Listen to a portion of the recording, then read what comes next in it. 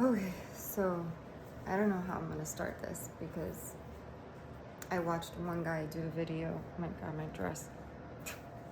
I watched one guy do a video on this. I feel like I shouldn't be. This is so unprofessional. I feel so like underdressed or underprepared, and I don't have like professional lighting. You know. But I'm gonna do it.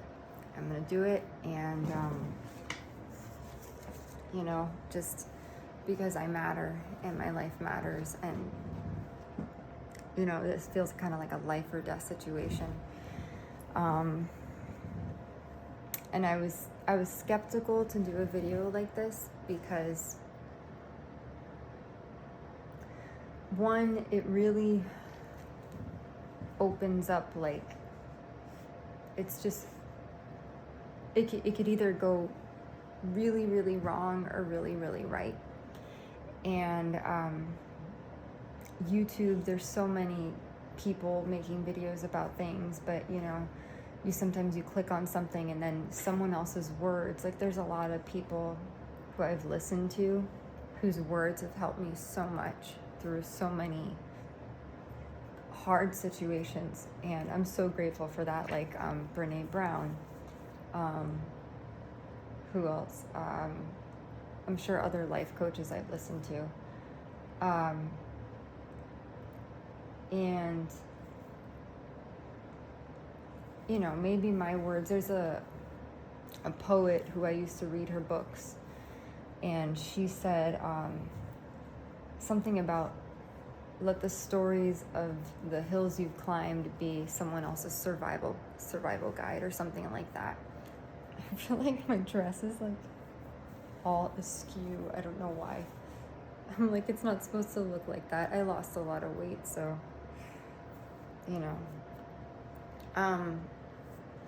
but I'm gonna make this video. I don't know what's gonna come of it, but this is my story and this is my truth, and it needs to be said because I'm someone who I'm not the kind of person that likes to rock the boat, and I don't know, I'm non-confrontational. I was a yoga teacher for several years. I taught my yoga students about compassion and empathy and respect and etiquette and pro-social behavior, to just instill in them core values, and I'm sorry, I feel really weak right now, and it doesn't feel good. I feel like every bone in my body hurts. My oxygen feels really low as well. I'll take off my jacket for a second just because. I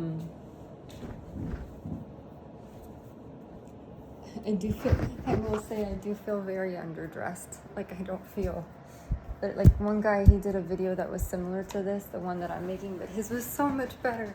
Mine is like so not professional and just, just like, I don't even know why my dress is falling in that manner. It used to, fit me different. I'm gonna place my phone here. I'm just gonna get really candid, for a second here. I'm sorry, my dress is looking like this. I'm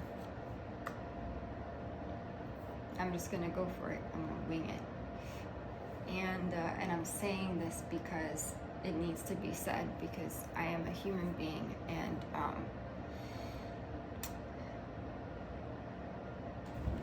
and this is my truth, right?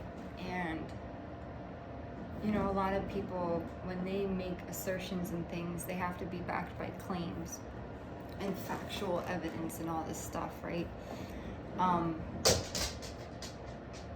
And I don't have receipts in that manner. I don't have, things to, it's basically intuition.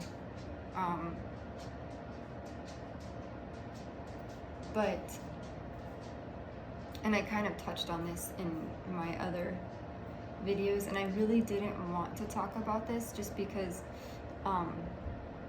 you know, I've watched videos about targeting and gang stalking before, and I'm a very big firm believer, and it's funny because I actually have a little note here that I wrote from Miranda Kerr, is a former Victoria's Secrets model. I wrote it like when I was 13 or 14, and she said, "I truly believe that if we can change our thoughts, then we can change our reality. Every day I tell myself I'm a being of light, love, and bliss. I radiate love in every cell of my body." I don't know, I don't know where I read this, but she said it, and it stuck with me, and I put it on a post-it note. It's very dusty, like, it's very dusty, but it's one of those things I kept with me for the rest of my life, because I always told myself that if I ever veered down the path of negative thinking, that I wanted to come back to think more positively. So there's certain words that have guided my life, and her words were one of those things. I don't have my name associated with my YouTube account, but the reason why I say this kind of stuff is, and I didn't want to make a video about targeting and gang stalking, is because I didn't want to speak, you know, because like, words are very powerful.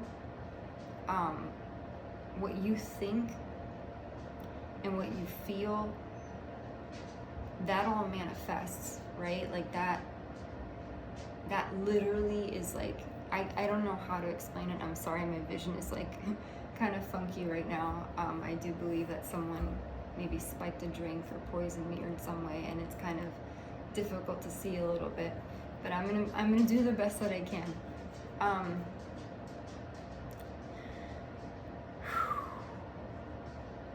But the reason why I never wanted to talk about targeting and gang stalking is because I just didn't want to give life to it. You know, I didn't want to give credence to it, because what you think you attract. But this is a very serious situation that I'm going through.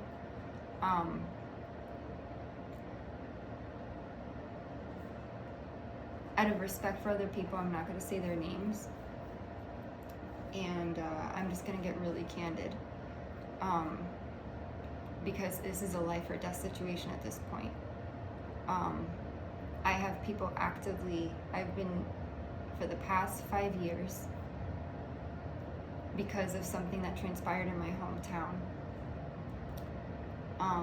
I don't know if it was a misunderstanding. I don't know who that person knows, but basically, I did a police report on somebody that I thought was stalking me and hacking me. That led to other events where I started experiencing strange phenomena in my home. And I know this sounds like something out of like a horror movie or, you know, like a sci-fi thriller kind of thing. But I legitimately started to experience strange things in my home, like increased levels of like carbon dioxide. And I had a little air quality meter in my room. I had it felt really cold at sometimes, and I thought maybe that was like a refrigerant kind of, like, you know, like, I don't know how to explain it. It's like the kind of stuff that when you spray hairspray and it's like isobutane, it felt like that. And it was very cold, and that was kind of alarming to me too. But in my childhood home, my parents didn't really feel like they sensed anything, but I did. And so I would close the vents, I opened the windows a little bit just to bring in fresh air, and then my air quality meter would turn green, which meant that the air was clean. I think I also invested in an air purifier. I didn't really associate it with any sort of malicious intent.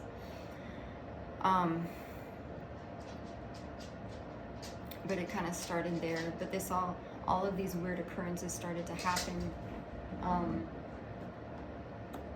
after I did a police report on somebody.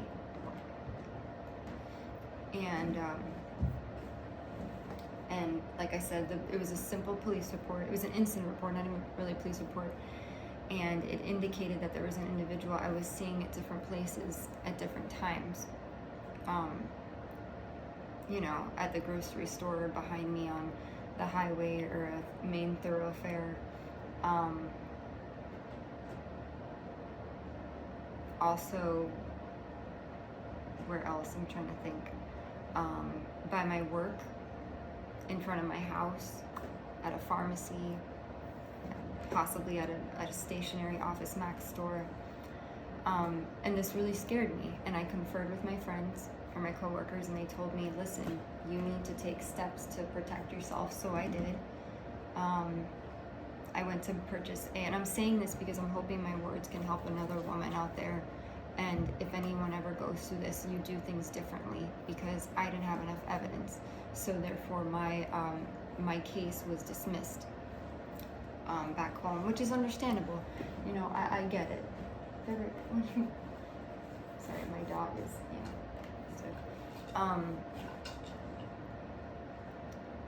but my case was dismissed. And that was frustrating because I tried to do as much. I didn't mean any harm by what I did with this individual, and my life just turned upside down because of this one thing. After, you know, I did that report, my computer started, like my Spotify account said that it was like like my password was compromised. This was like June 9th or 10th or 11th of 2021, and that was kind of alarming. Also, I got a note or a notification from Apple saying my passwords were breached. I never associated with any particular person. I just I don't know, it was scary to me. So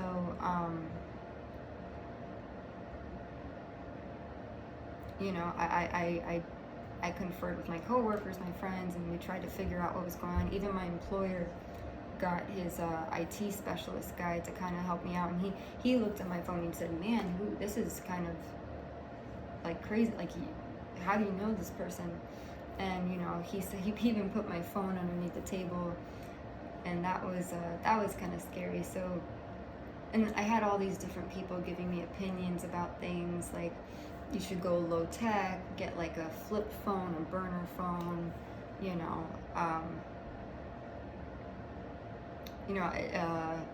reset your phone 3 times.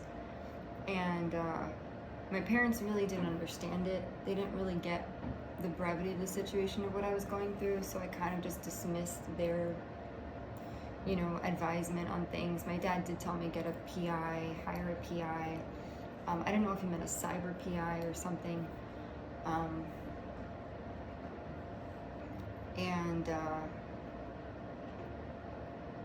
Yeah, so I literally exhausted all my resources.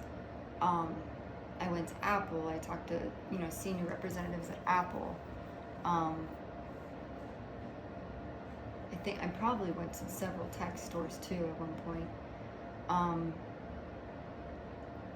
I mean, I Googled how do you get spyware off your computer, because it started to basically, you know, I saw music on my Spotify that was not mine. It said like recently played music, and it wasn't my music. It was someone else's music. So that was kind of scary to me, because I was like, I didn't play that music, so why, you know. And my IP address was all over the place too. Like I would go on a website, like, and I knew this because when I went onto like Walmart or Williams-Sonoma or some other vendor, my IP address would default to like,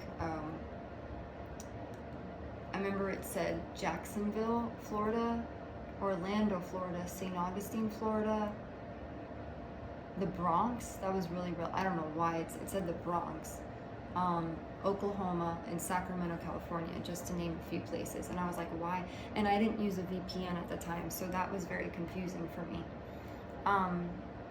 I screenshotted it. Oh, Connecticut was another one. I didn't know, you know, I screenshotted it. I was like, this is weird because I'm not in those places. I'm gonna sit up straight because I know my posture is horrible. And then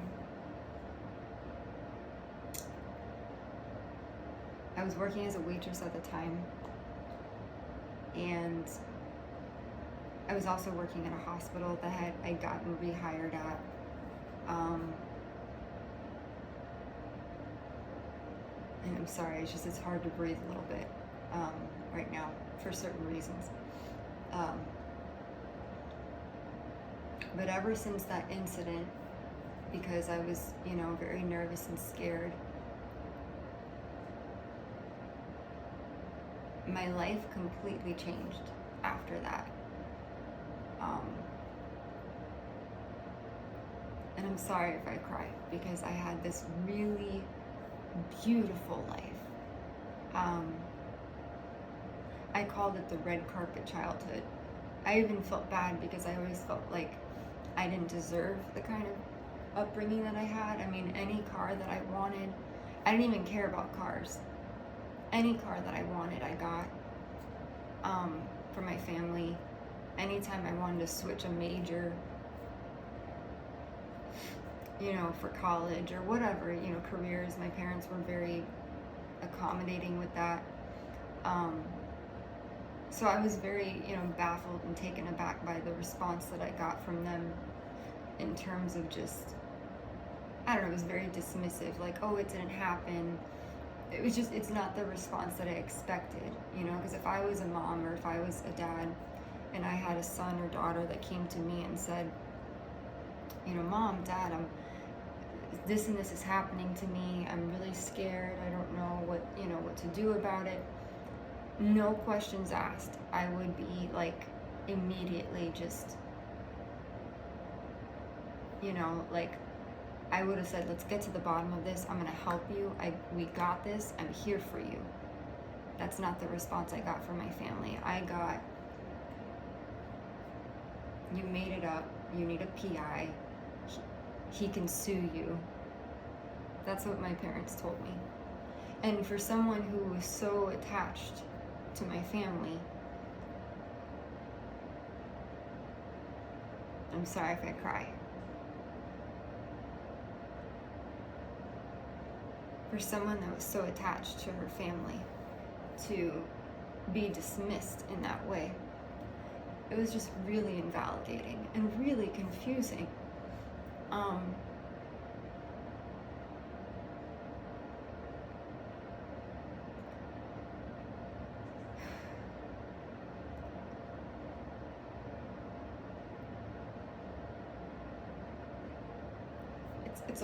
It's almost like incomprehensible, because I grew up in a home with such love, you know, like, I mean, we were the type of family, like I had, you know, extended family where we were going out to eat, you know, at different places, Fridays, Chili's, Applebee's, Macaroni Grill, Texas Roadhouse. Some of my finest memories of my life were going out to dinner, and I think that's why food is such a big part of my life. Like, I'm a very big foodie, but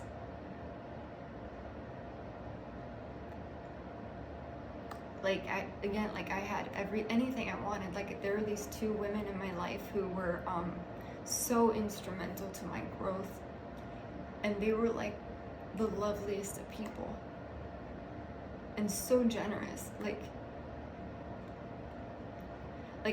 I was the type of kid with my brother, like, they were basically these two women through family friends that my parents knew. I'm just trying to give you an idea of how outlandish and bizarre my situation is, to go from being so loved to being so tormented by the same people who extended that love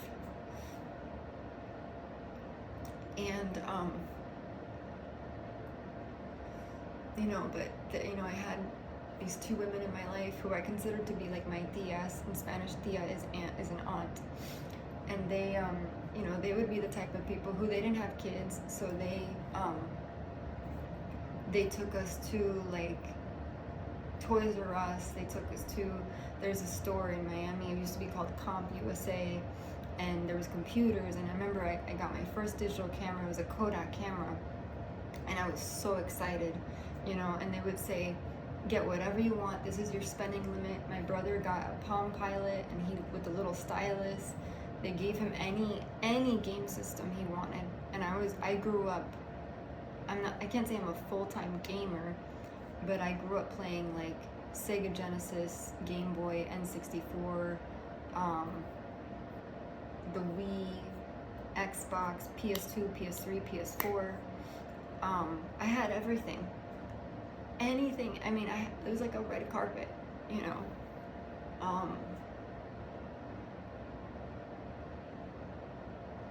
and I almost like, I used to like tell myself, I wish I could bottle up that love and compassion and share it with my classmates who I witnessed didn't have that upbringing. We went to Disney World, like we had we were annual pass holders, we went to Disney Universe, at 5 or 6 to 7 times out of the year. Any hotel. My parents took me to my favorite Disney resort, and I'm not to say I'm a full-time Disney adult. I've kind of grown out of that, but I do enjoy. I think Disney makes wonderful movies, and they're very uplifting, and they always have a good story associated with them. And I have no shame in saying that I will sit down one day and watch, I don't know, what the fuck, I don't know what movie, Frozen or Cinderella, whatever, because they're very positive and uplifting things. I have no shame in saying any of that, because I'm confident myself. It's a very beautiful story. I like watching those. I have no problem saying that. And sometimes to me that's the best medicine, is to watch a positive, uplifting movie. And plus Pixar makes the cutest little, like, before every Disney movie or something, they have the little Pixar shorts, So, but we went to Disney, like I said, my favorite Disney resort, Disney Contemporary Resort, was for my 9th birthday. I still remember it to this day. It was one of the best surprises of my life. And it's really sad to see families fall apart and the dynamic fall apart with something that was so beautiful at one point, and now it's just destroyed because of gang stalking and targeting. And I'm strong, I can get through it, but it's just really shitty. And because you don't deserve it, right? You never asked for any of this, or anybody.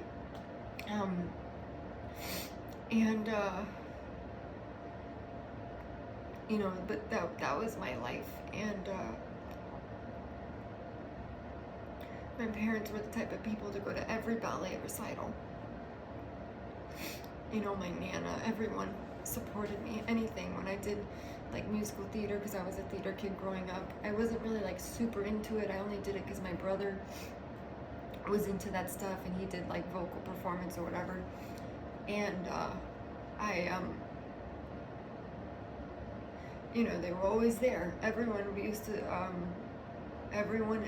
back home knew us as what they call La Familia, because we were always together, and it's so rare, like how many families do you see where it's a dysfunctional dynamic, where the kid's on the phone or the tablet at the dinner table, or the disgruntled teen girl or the teen boy who doesn't pay any attention, and they're on their Snapchat or their whatever, their Facebook or Instagram, and the mom is over, and the kids eat at different times in the household, and there's arguing and bickering, and the father and mother could argue, and they, you know, that kind of thing. I never had that, and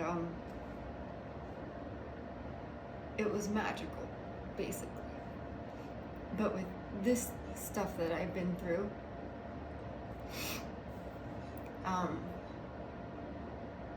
everything changed after, you know, June something 2021.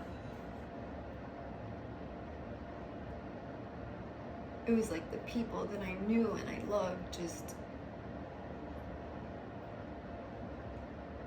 it's almost like they died, you know. All that love, all that support and tenderness, just, it turned into gaslighting. It turned into just like the complete opposite.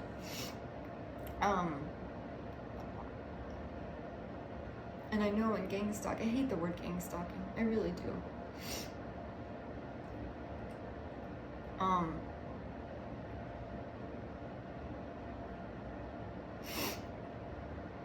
Just because it has such a negative connotation associated with it. But I know that's something that's customary in gang stalking, that families fall apart and then they turn the family against the targeted person with lies or trickery, and you know, because that's usually how it goes. People create smear campaigns and then they lie to the family to get the family to turn against the just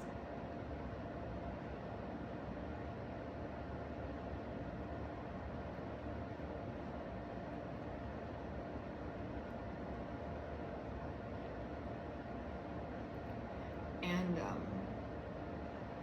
I slowly watched my family fall apart, like everything. I moved out of my hometown, and my hometown was like, I was just starting to, because I always felt very like a fish out of water. I was the kind of person, I never fit in ever. I didn't fit in anywhere in my life. Like in middle school, I got made fun of. In high school, my first day of high school, for sophomore year, I ate in the bathroom stall. I remember I had my food.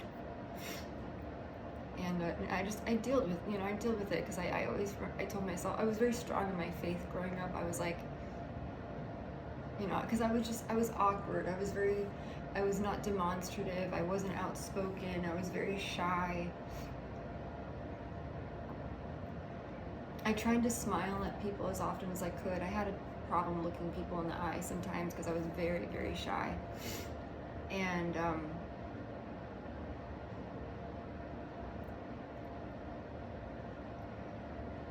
you know, I never wanted to, like, I was the kind of person that if you stepped on my toe, I would say I'm sorry. I was that kind of person. Chronic people pleaser. I wanted to make everyone happy. That kind of thing. So you can imagine if you get targeted or gang stalked by someone, you're very vulnerable. So I felt helpless because the two people that I needed on my side the most didn't show up for me, you know, in the way that I thought that they would. And that hurts a lot.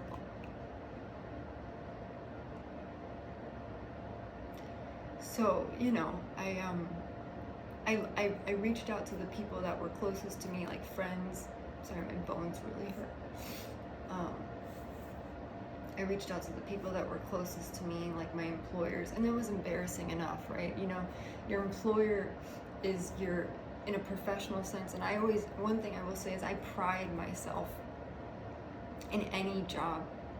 I strive to be the most, like, to demonstrate the utmost professionalism, and that means having tact, being respectful. Like when they say respect your elders, I try to have tact. I try to respect people in authority. I don't step on people's toes. I try to be a good team player. If someone needs help with a task, I'll be right there to help them.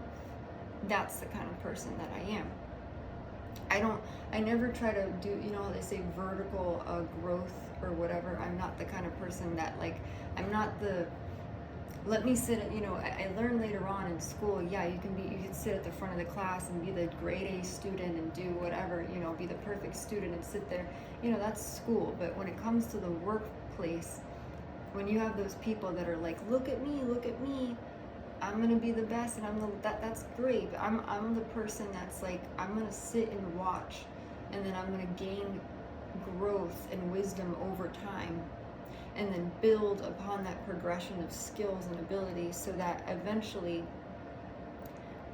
once I have that down packed, I can move forward. I'm not the kind of person that's looking to charge full steam ahead and be the VP of the company. Like, I have no desire. I want to be a contributing asset to a team. That's my goal. That's how I look at it. And but so when it comes to professionalism, the fact that I had to disclose because the situation started to impede upon my professional life. How did that happen? I started to have insomnia because I couldn't go to sleep. I slept with a knife by my bed, and I'm not kidding when I say this, because I was so petrified. Because at the same time that this stuff was happening with the stalking, I was seeing strange thumbnails come up on my YouTube feed, and a lot of people would try to appease me and tell me, oh, that's your algorithm. And I go, no, seeing a thing that says music to be murdered to, or some, you know, very ominous, sinister stuff would come up, and I go, but that's not what I listen to. That's not what I gravitate towards. I would watch a lot of dance videos because I grew up doing dance. I watched a lot of there's a channel that I love called The Dodo, where the little animals, like, sometimes they have frogs, sometimes they have squirrels. And I know I'm 34, and I know that sounds so silly to watch, but I love animals. At one point, I wanted to actually be when I was growing up, the two jobs that I wanted, I was either wanted to be a second grade teacher, or I wanted to be a veterinarian. I didn't go through it because I couldn't ever put, like, animals down, you know, when the animal, things like that, or like, I didn't want to work with reptiles or snakes or stuff like that. So I never followed through with it, but you know, being a vet was always something, or like even a vet tech, just being around animals was something that I wanted to do. I forgot what I was going to say with that, but I think I was talking about professionalism. Forgive me, I'm just trying to keep my train of thought aligned. But yeah, that's the kind of person that I am. Because I watched, like I said, the videos of the dodo and animal rescue stuff. Like, that was what I still gravitate towards it. Like, that's what brings me joy, is watching animals. It sounds silly, but I do. Like, you know, you want to feed your mind, you know, with goodness and things that are positive and happy, and you know, because what you plant in your mind, like seeds, that's what grows, right? And that's what blooms and blossoms. So you want to tend to your mind like a garden, right? What you want to water it and fertilize it with positivity. So that's why and plus it's happy hormones, dopamine, serotonin. That's you know, why I gravitate towards those kinds of things. And but anyways, I was seeing very strange stuff come up on my feed, and I didn't understand why, you know. And I tried my best to show this to people, and people kind of just dismissed it and were like, yeah, but that's probably algorithm. And I'm like, no. There was like things that would come up that were directly, that would have my name in it, like Ashley, I'll say my first name, I'm not gonna say my last name on YouTube, but it would say Ashley, this, and this, or, you know, like when you're trapped in a horror movie, this, and I'm like, it was very threatening to me. And it was like I had a perpetual cyberbully that wouldn't leave me alone. So that, compounded with weird stalking stuff, and then the computer issues. My computer, at the time I was studying to be an occupational therapist, and I was so scared when I was doing my studies that my computer would shut down, you know, suddenly, out of nowhere, because that would happen often, or my email. And at first I attributed it to something mechanical. I was like, maybe there's something wrong with my computer, but my computer would shut down. My mail, that was the really weird thing. I would open my mail on my phone. So you know the little, I'm gonna say the little doohickey, the little mail icon. If you have an iPhone or iOS, you'll know what I'm talking about. And it has the little like red dot thingy. I promise my vernacular is so much better than what I'm saying. But it's the little red dot, and it has the little numbers in white font, and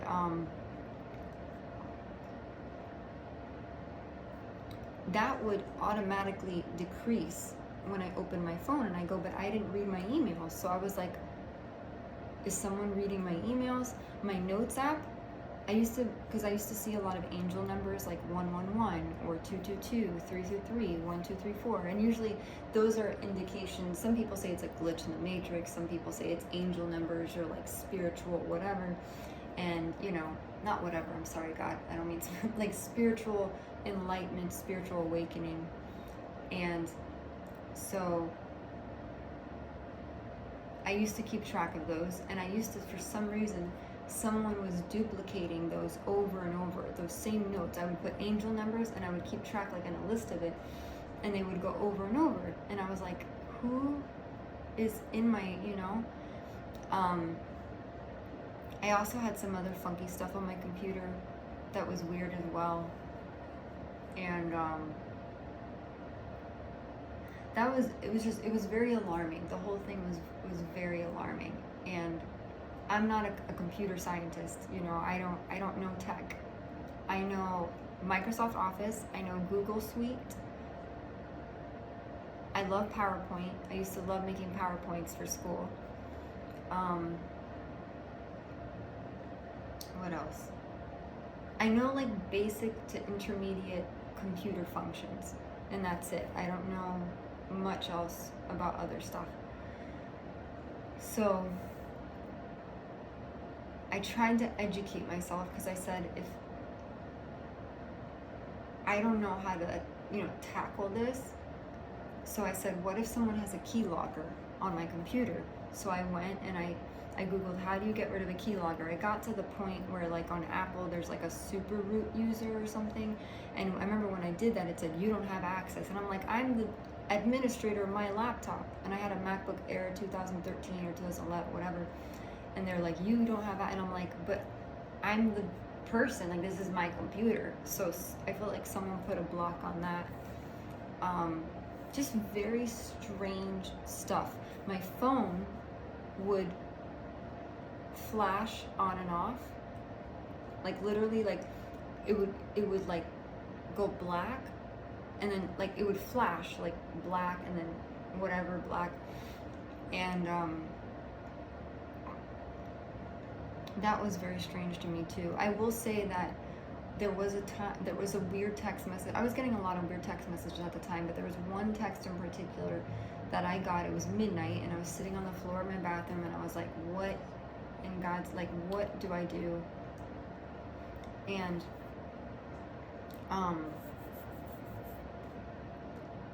I didn't click the link, and I'm really bad.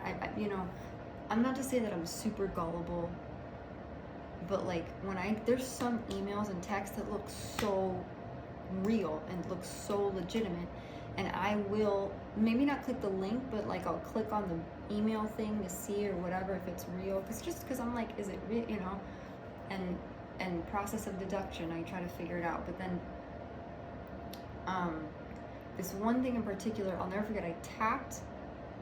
I opened the text. I didn't click the link, but my phone, after that, my phone froze. I couldn't tap anything on the phone, and then it flashed like repetitively, and I was like, this is weird. I was like, why is my phone going cuckoo? And so then that led me to getting a bunch of new phones, or trying to. I went and I got like the prepaid phone from Target. I had a coworker that told me to get the little flip phone thingy. And I go, but isn't that, I was like, isn't that the one that people who do DRUG, I don't know if I can say that word on YouTube.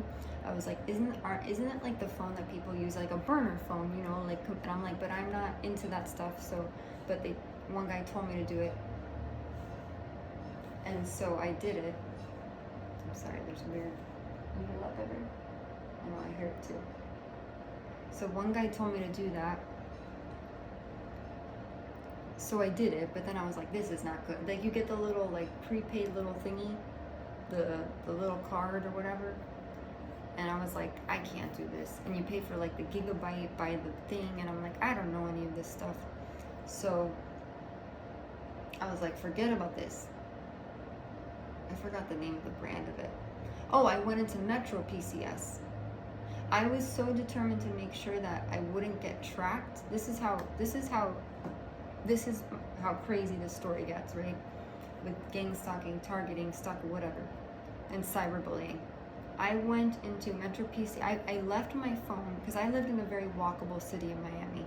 So I left my phone at home because I said, I literally took off my watch. Anything that could have a satellite or digital thing, I was like, I need to take that off and not use it. So I went, not rogue, but like, I didn't have any sort of electronic on me, you know? And one guy told me even to get a Faraday bag, which is like when it blocks the signal or something. So I was learning all about this techie stuff and how to like stealth mode, VPN, this, and I no clue of any of this stuff. So I remember I left my phone at home. I went to Metro PCS. I went to AT&T. I went to T-Mobile. I went to Target. It was like, I remember once, it was like 7 or 8 o'clock at night. I went to Target by myself. This was walking distance, maybe 20 minutes from my house back in Miami. And I purchased the prepaid, and then someone told me, well, you need to buy it in cash because credit card transactions are traceable. So this was my world. Mind you, I was trying to become an occupational therapist. I was, a waitress. So I had to worry about all this other shit because a police report is just an incident report. It's not gonna it's just an observation, right? Like when someone observes something that happens, it's an observation, like, oh, this happened at this time. It doesn't mean that someone's gonna investigate it. It doesn't mean that someone presses charges. It's just an observational report. Doesn't do diddly squat. So, but I was trying to take all the necessary precautions that I could to protect myself digitally, right? I invested in LifeLock, which is like $30-something a month. That was because there was a guy that told me, he said, get LifeLock identity protection or whatever. And I was like, okay. He's like, because then that way you'll know who does stuff and whatever, you'll get alerts. I'm like, okay. So I spent $34 on that a month. I signed up for Experian alerts, because they trace your social security number and all that. Because I was trying to take advice from people of what to do. But the prepaid phone thing, I remember the moment this is how crazy it is. I walked to the store, Target, then I walked to like a park at like 8 o'clock at night. People, if they saw me, they probably would think I was crazy. I sat by a bench, this cement bench on the dirt, and I turned the phone on because I was like, I remember I was like hiding like in the bushes. I was like, no one's gonna see me. I'm gonna put it up to the sky. No one's gonna be able to get into this phone. The moment I got the phone, shit got hacked into. There was like, forget it. There was no, like, that was it. And I was like, because I wasn't able to connect to the something. And then I go, okay, so Wi-Fi this. I was trying to think through all my steps of what to do. So I returned the phone. I asked coworkers to get phones for me. I asked my coworkers. Legit, not lying. I asked coworkers, and I asked, one of them was a busboy, two of them were busboys. One barely spoke English. Again, this is back in Miami. One barely spoke English. The other was a kid. He was like 18 or 19 years old. At this point, I was fighting with my parents the whole time. I stayed in a hotel like 1, 2, or 3 times. I'm not kidding. The altercations got so bad between my family. I spent my money and I went and I stayed by the airport. I stayed at the A-Loft, which was nearby my house, because it was so toxic. All we did was fight about it. I even asked to stay with a friend at one point with her boyfriend, but I didn't want to impose because she was pregnant at the time. It was a mess. Like, it was such a hot mess. And I remember it like it was yesterday, which is crazy.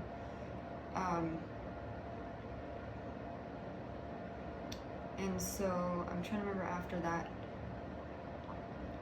I remember that my dad went away on a work trip. I put in a what's it called, a watch thing, where the cops, you can request cops in my neighborhood that I was living in to watch your house, right? And that gave me some peace of mind, because I said, if I'm being hacked, see, this is where my logic went. I didn't realize that when someone hacks your stuff, anything you put your US word to the wise to people, if your stuff gets hacked ever, if you plug in the phone that's infected with malware or whatever, if you plug it into a car, iPad, this, that thing now becomes infected with whatever. So cars, think of a Tesla, right? I had a CHR at the time. You plug in a phone with USB, that's like a computer. So all the infotainment systems that we have, all the things, those are like computers. So if you plug that in, someone can control your car from a distance, which is crazy to me. If you have a garage opener, someone could hack your garage opener. Anything with a signal, even a remote thing, you just press a button, boop. That's it. So, needless to say, my mind went to thinking, well, someone could hack the alarm system, turn it off, right? Like literally use the phone to turn it off, disarm it, use a key to get it. Because I'll never forget one night,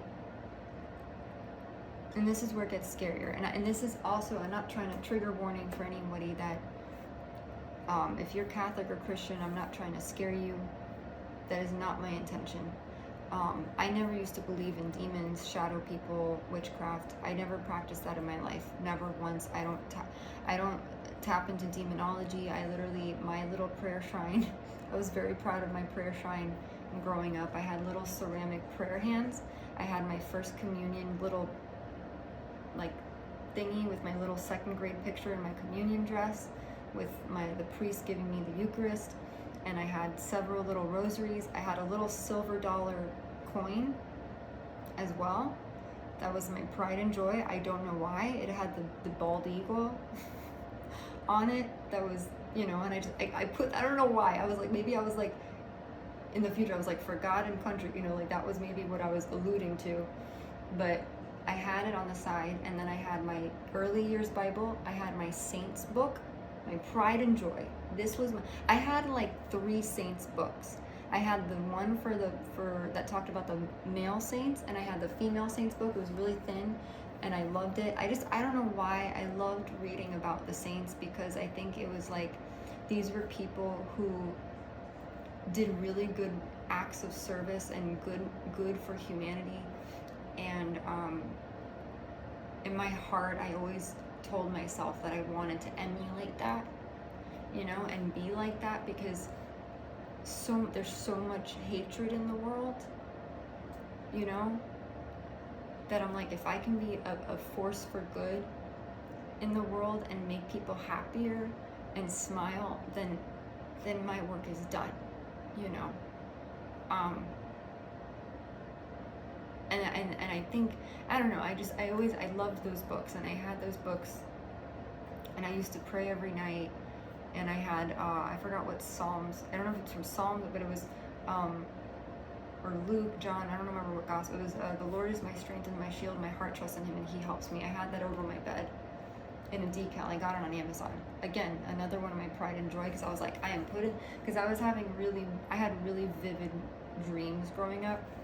So I was like, I need either a dream catcher thing, and I know that sounds really woo-woo and new agey stuff, but it worked for me because I believed it, and I was like, you know what, it's gonna help me. But trigger warning for people that if you don't believe in demons, shadow people and all that, pray up, people, because that shit is real. Like, when all this was happening, I'll never forget, there was one night, and I wasn't hallucinating, I promise. I don't do drugs, I don't do any of that stuff. There was one night I was in my bed, and I kid you not, it was like a shadowy figure that it was so bizarre. I've never experienced that in my life, and it was a shadowy figure that came. It looked like the only way to describe it. It had the face. It was like if you took the face of Captain Morgan, the guy on the rum bottle. He came. It was like dark, and there were the eyes. You couldn't see it. There was no hole. It was just a dark, shadowy figure, and it came like when you think. Okay, I guess.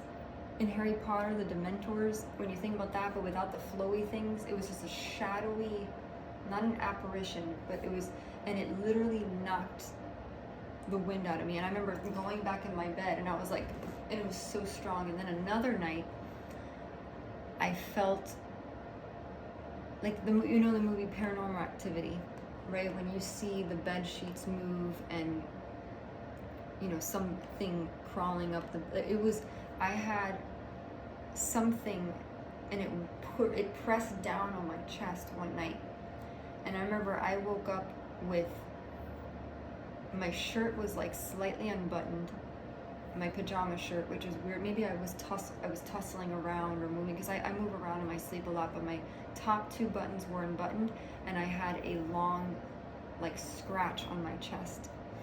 And I'm not making that up. I should have taken a picture of it. And that scared me shitless, because I either go, it's an entity, or someone got into the house.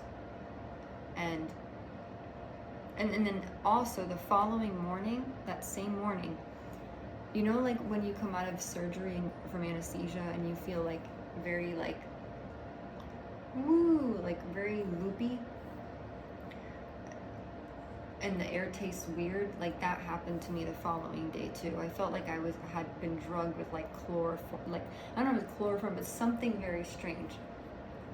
And we did get an HVAC technician to come out. He said that he didn't find anything.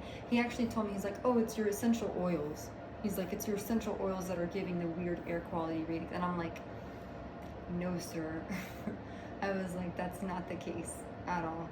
I investigated the crawl space in our basement downstairs just to see if that was weird.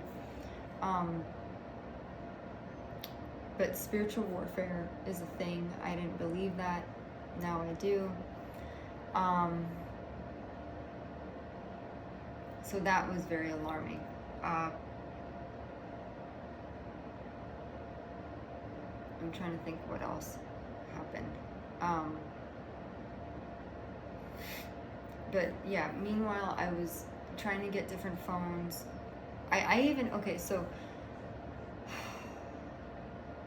I was so nervous about when all this was happening because of stalking, hacking, whatever. I was so nervous about someone tracing my identity that I remember I went to a coworker who was like, he was like a cool kid, he was younger.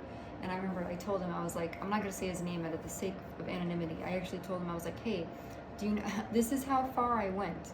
Hear me? And this is why I came to my senses, and I go, I can't do this.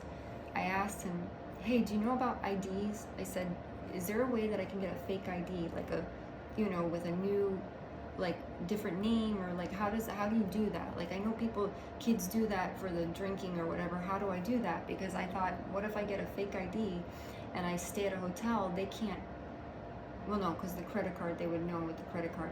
But in my mind, I was like, if I do a different name in a hotel, they won't be able to track me, right? Whoever was stalking or hacking and all that. So that was my logic. And then I finally came to my senses and I was like, Ashley, you can't, that's a boo-boo. You cannot do that. That's a no-no. Because if you do that, then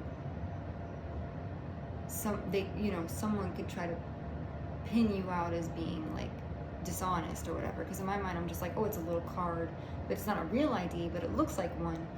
So that was my logic. So I told my coworker, I was like, forget about it, don't do it. I told him, I was like, this and this is happening, whatever.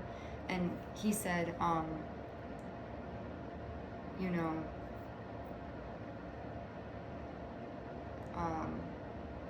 he was like, don't worry, Ashley, like, because I remember he told me you need a passport photo, you need whatever. Give me a second, I'm gonna take this here because there's a reason why I'm taking these.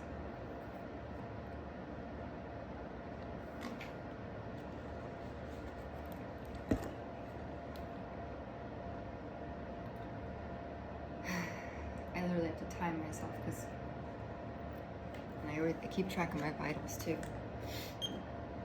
When you get drugged and poisoned, you never know what's gonna happen. So, and I'm not a nurse, I'm not a doctor, but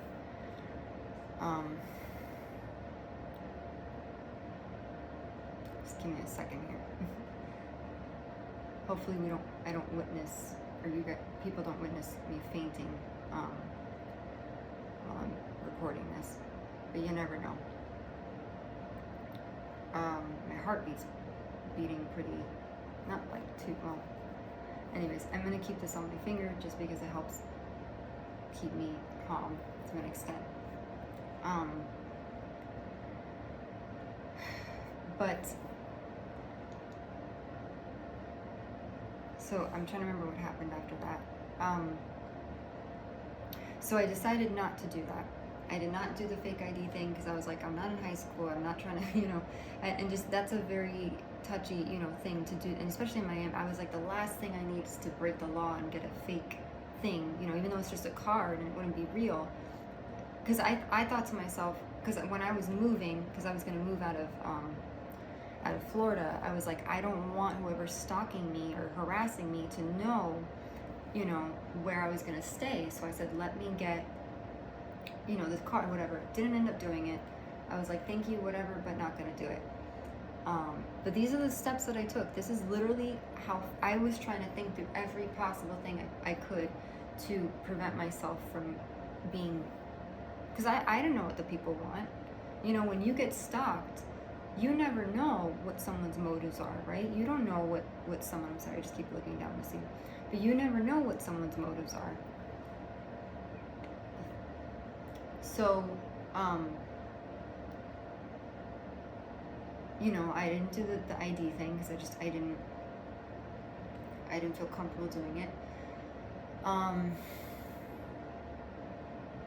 So, what else happened after that? I'm just trying to remember. I ended up going to,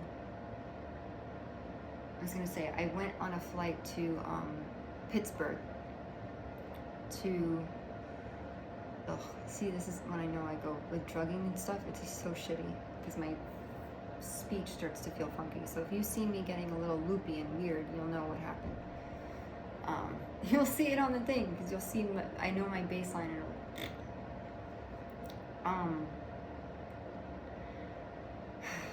Let me try to get my wits about me.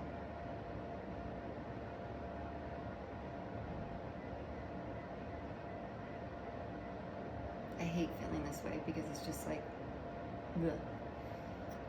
But it'll happen. It'll start to feel funky, and my heart rate's going down. So,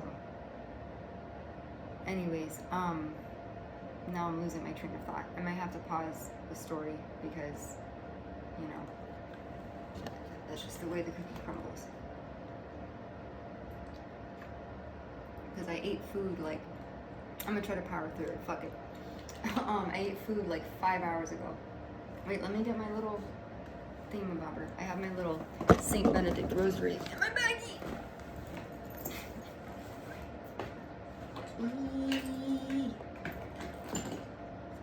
Okay, here we go. Yes! So, I have my Saint Benedict rosary.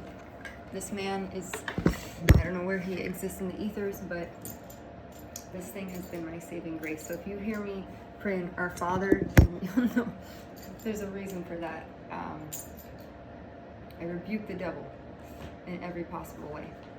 Power through the shit. So, didn't do the ID thing. Went to Pittsburgh because I got into a school called Carlow University. It's a Catholic-based school, and I was very, I was very excited to go there. I did an on-site visit. The ladies were just like the nicest people ever.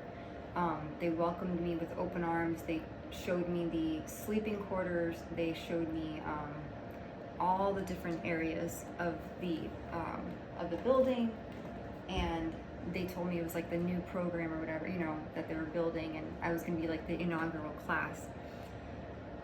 So, but even when I went there was some strange phenomena happening. Like, it would be really cold, like absurdly cold in the hotel room. I stayed at, I'm not, out of respect for the brand, I'm not gonna, I'm never gonna bash a brand because of targeting or whatever, because it's just a very unique circumstance. So I'm not going to say the specific brands of hotels I stayed at out of respect for them, because I still think those are wonderful brands, and I stayed at those hotels before in different places in Florida. I'm not going to say it. But at the hotels, I was experiencing weird, like very cold, like piercing cold air, where to the point where, and I didn't have my dog at the time, it was absurdly cold. And I don't even know how to describe it, but it was like shards of glass piercing your skin. That's the best way to describe it. Given that I worked in medicine, I worked in the brain. I worked in the ICU, I worked in the ER, I worked in trauma. I know a little bit about stuff, and I told myself, I think this is, it could be nitrous or it could be some sort of refrigerant gas. I don't know. I'm not a chemist as well. Just give me a second, because I know this is what I talk about with targeting. I'm going to get to the point about druggings and poisonings and stuff like that. I know it's not a fun word to mention, but unfortunately that comes with the territory, and I do believe I was DRUGGEDPOISONIG.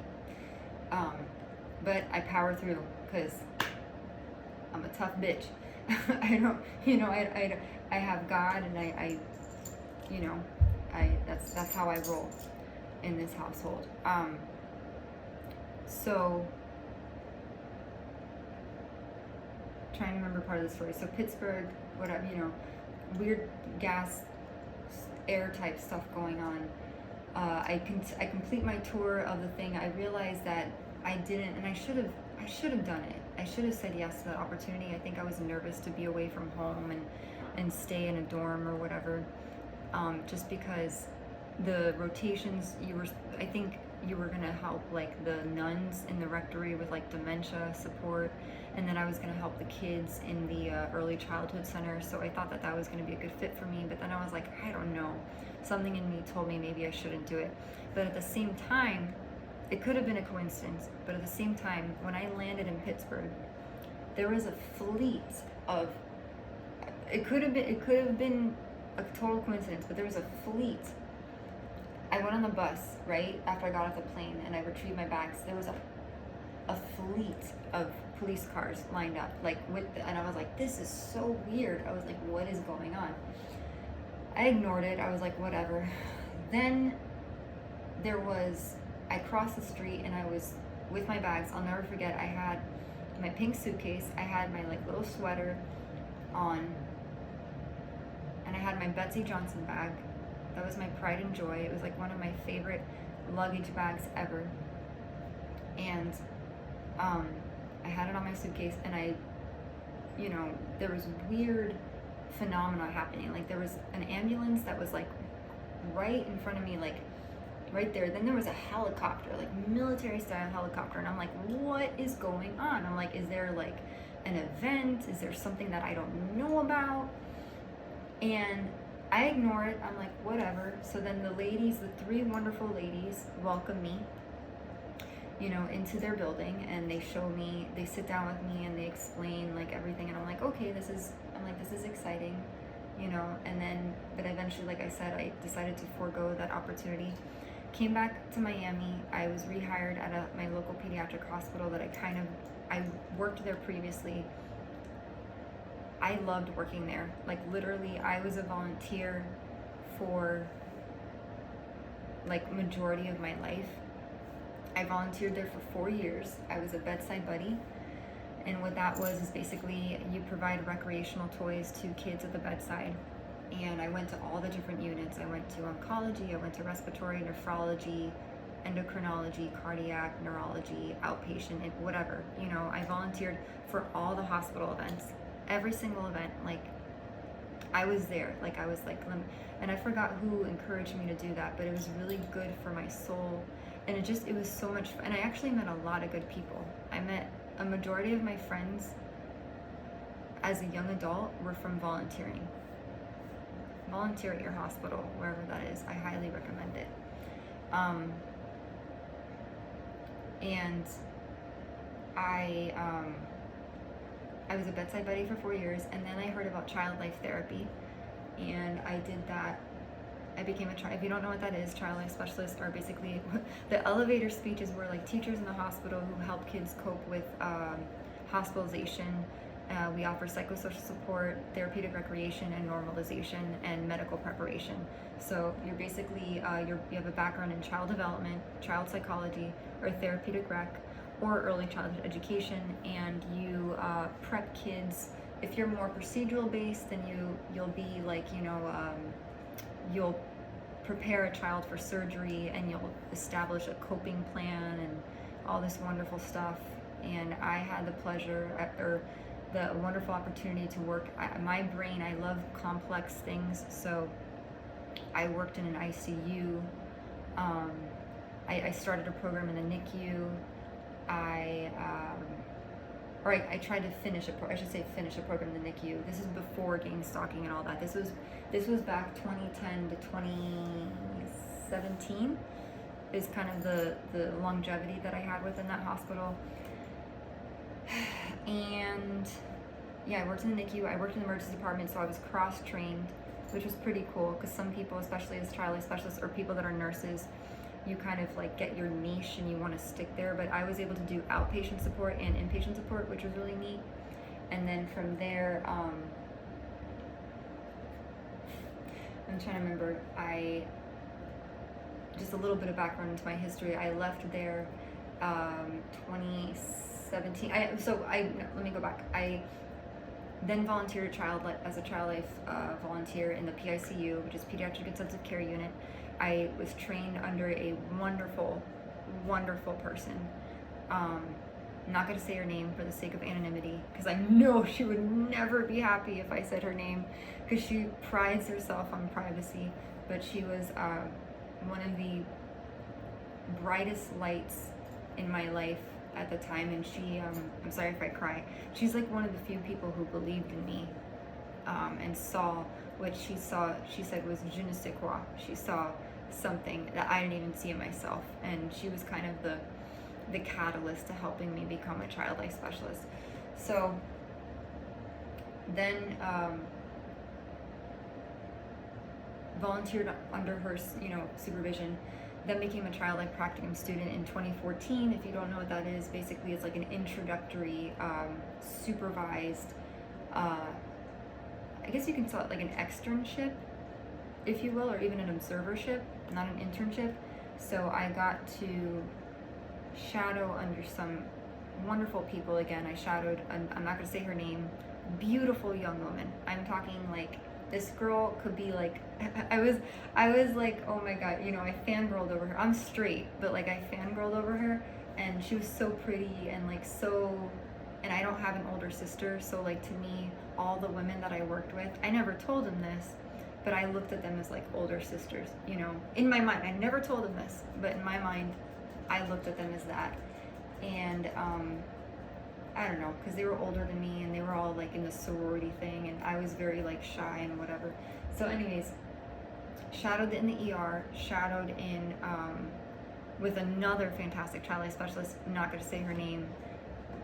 She was so cool. She had like all these tattoos, and it didn't match her personality because she was this like exuberant, like good-natured woman, and very vivacious, always a team player. Her mind was kind of different places sometimes, but she's taught me so much. And she was a neurology child life specialist, and so I shadowed under her. I did a case study as well, and then I was working at Waitress at the time at American Girl in Mattel. If you don't know what that is, they actually have that in Chicago here at the Water Tower place. And I got to wear pink apron, and I was doing that part-time while I was trying to become a child life specialist. And then what happened after that? I'm trying to remember the timeline. This is 2014. This is a long time ago. But just to give a little background again into who I am and everything that transpired. So 2014, then I become an activity assistant. And this gang stalking shit didn't happen then, but I became an activity assistant.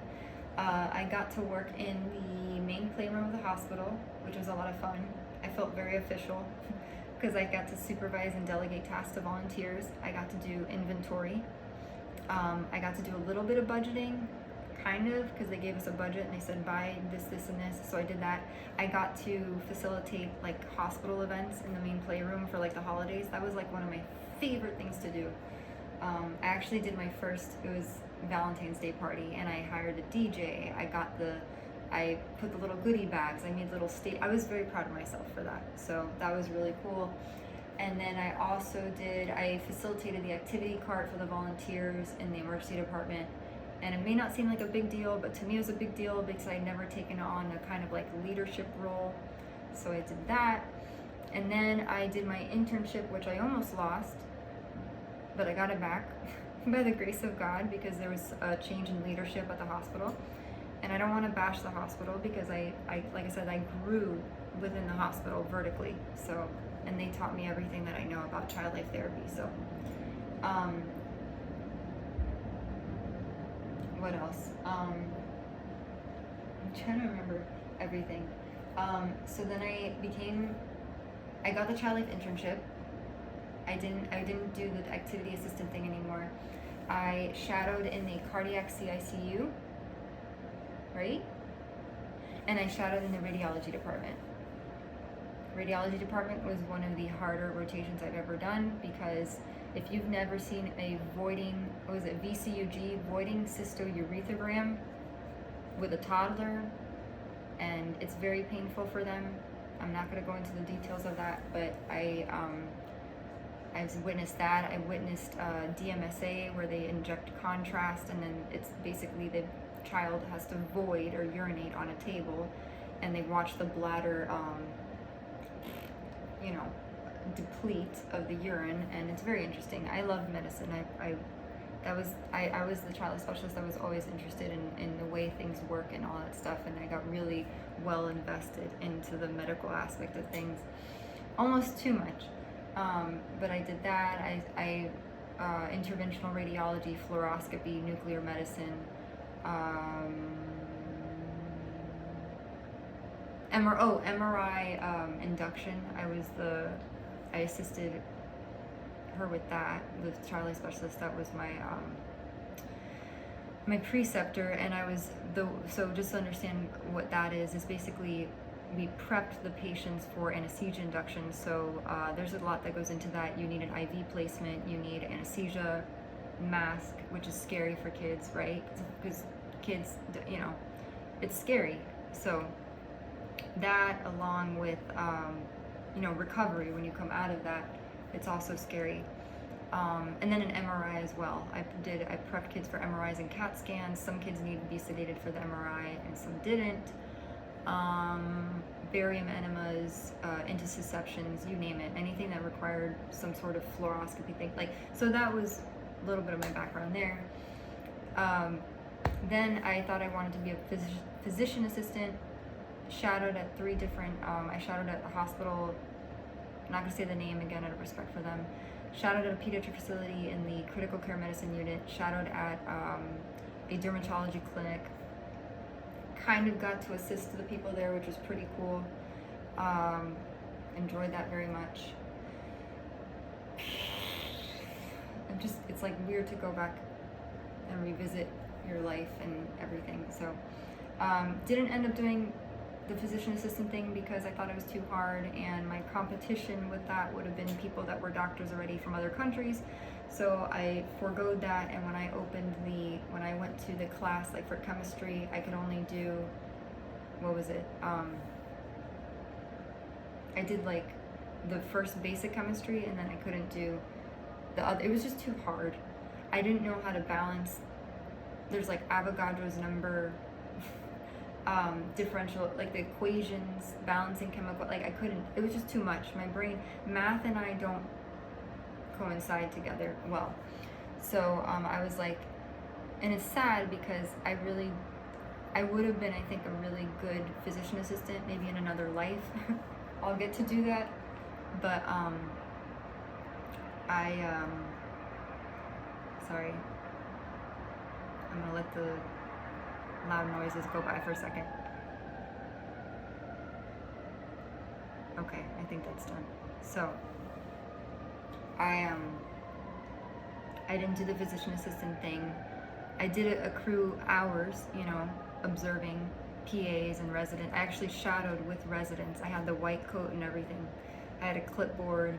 They actually wanted me to do patient presentations like in rounds, and I was like, I'm not in the, I was like, I'm not in the program. I'm just here like, observing and whatnot.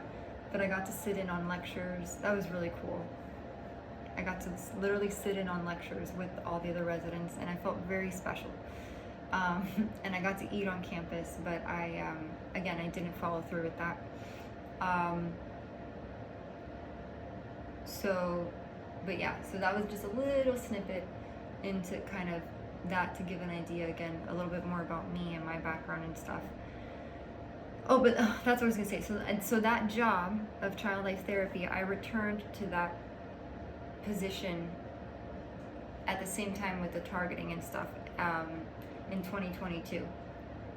And things change, leadership changes, and I felt really grateful to be back in that role.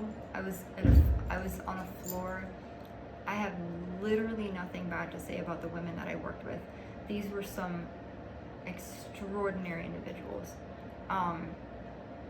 So kind, so patient, loved child life therapy. They utilized me so much, and it was, and child life is one of those fields, like, you either know about it or you don't. And a lot of people see child life specialists as play people because they see us, giving toys to kids all the time. So like, either people are like, especially doctors, will be like, hey, can you give a toy to this kid in this room? Oh, thank you so much, I appreciate you.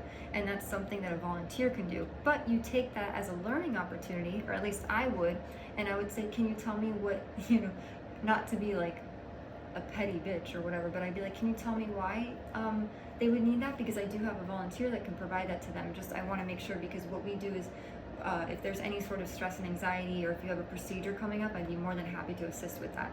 And then they'd be like, oh, okay, I didn't know that. Okay, that's good to know. So I used it as like an educational moment. But yeah, so I tried to navigate that as best as I could, but I worked on a floor after I returned back to that same hospital. I worked on a floor with some really wonderful women. And it's just frustrating because had I not been going through all the weird stuff that was going on I probably would have stayed. But there was also some other stuff that was not within my control or within my power that also went on that were, I'm not going to get into that. I just don't want to. It's just, it's negative, and I don't want to bash the people, you know, like that. But yeah, it was, I ended up moving just because I said, you know what, my heart doesn't feel settled anymore.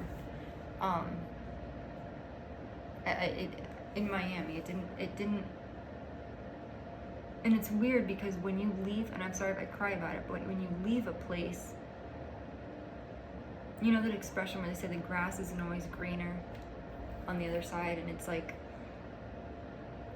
not the other side, the grass isn't always greener, just period. I don't want to say the other side because that sounds ominous. But it's really true. Sometimes you have to distance yourself to appreciate what you have. And I remember there were so many times where I was like, oh my God, I can't wait to explore the world, and I want to see New York, and I want to go to California, and I want to go to Georgia. I don't know, because Georgia always seemed really pretty to me, and you know, the beaches and Savannah and North Carolina. I've always wanted to go to North Carolina for like the longest time, and it sounds really cliche and stupid, and I don't know, because I used to read a lot of Nicholas Sparks books, and a lot of his books, like The Last Song and Dear John. I read those. I don't know if I read The Notebook or not. I watched the Notebook movie, but I don't know if Knights of Rodanthe were, but anyways, so I was like, I want to go to North Carolina just because, you know, that's one of the places. So there's all these places I wanted to go to, but then once you're like actually outside of your home, you never realize how much you truly, you know, like, because that's the thing, is that everyone's home, right, is subjective to them. Like if someone goes to, like, I guarantee you get someone from Oklahoma who's never been to Miami, Florida, and you hear them talk about Miami 305 and, you know, La Carreta and Versailles and you know, all these different things, and Flagler Street and Calle Ocho, and, you know, they would be like, what the fuck? They'd be like, this is the most craziest culture shock ever, you know, because it's like literally Argentinians, Brazilians, Cubans, French people, I mean everyone. It's such a cultural melting pot. It would be like a culture shock. But for me, I was like, oh my God, I can't wait to travel and go whatever. And then you get to do it, and you start to look back and you realize, like, man, like, you don't realize how good you have it, you know, until it's gone, kind of thing. But granted, I also was petrified and going through some really scary stuff, so that really put a damper on it.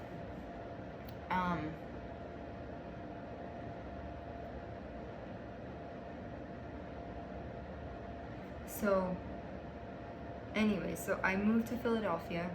I had the opportunity to work at one of the best hospitals in the world. I'm not gonna say the name of it because, just again, out of respect for them. I have nothing bad to say about that hospital at all. I felt like a kid in a candy store, I'll be honest. And because when you're someone, like, I would like to say I'm a bona fide nerd, because what interests up most people, you know, like money, cars, this, that. I love, if you give me a library, if you give me a library with like old books, you know, like the ones with like the hardback cover, and then you smell it, and then it has like yellow pages. Oh my God, like, that's like, oh, I love that stuff. And then, because I don't know, books are like the words of people at a specific place and time, and then they put it, you know, so I don't know, that's just like my thing. So, you know, medicine, learning about the human body, the way things work, that intrigues me so much. So I you know, once I got there, I felt so lucky, you know. And maybe, you know, I put a lot of like people on a pedestal and in different institutions, and like, I know that may sound like a bit much and kind of gullible, but I don't know. I've just felt so lucky, you know. And I'm sorry if I cry. It's just because when I got there, weird stuff would happen in my building as well, and also around me, you know. I don't want to go too much into detail of it. It was just like I would see weird.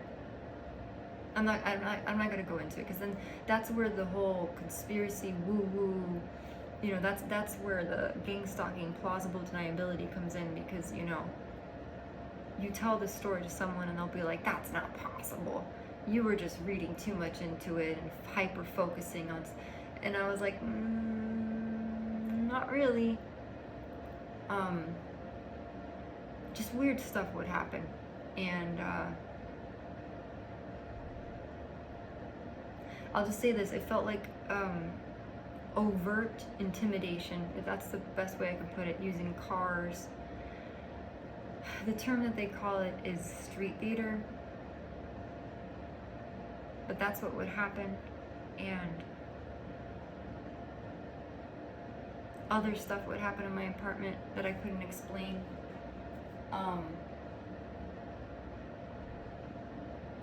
And I felt so lucky because I was in this beautiful building, not a palace, but it was a huge skyscraper, and beautiful, like, floor to ceiling windows, chef's kitchen. And at the time I didn't cook, you know, I did not cook, and it was just so beautiful. And the gym was like, oh my god, the gym was so, it was like, I just couldn't believe it. I was like, this can't be real. I was like, I'm in the most, like, and they had a ballet studio. They had like a yoga studio downstairs, and like, I remember I did yoga every day. I did dancing. At one point when I left that facility, I left the hospital that I worked at, because I took personal leave, because I was just so overwhelmed and stressed, and I can't. And then I adopted my dog Bonnie, you know, and it would have been really hard to multitask and like go off campus to like feed her. So I didn't, you know, it didn't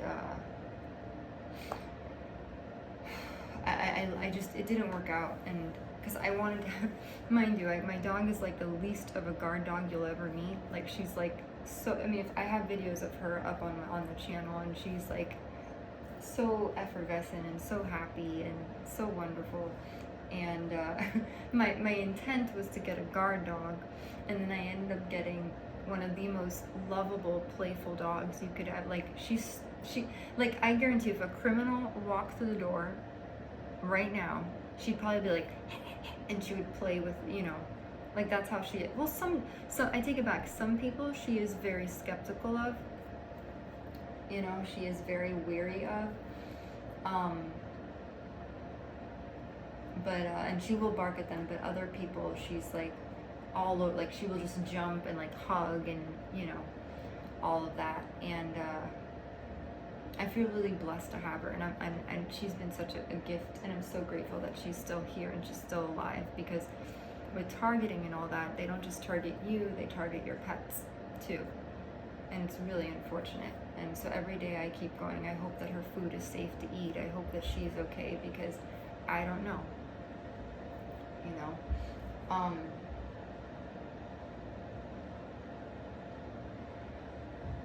So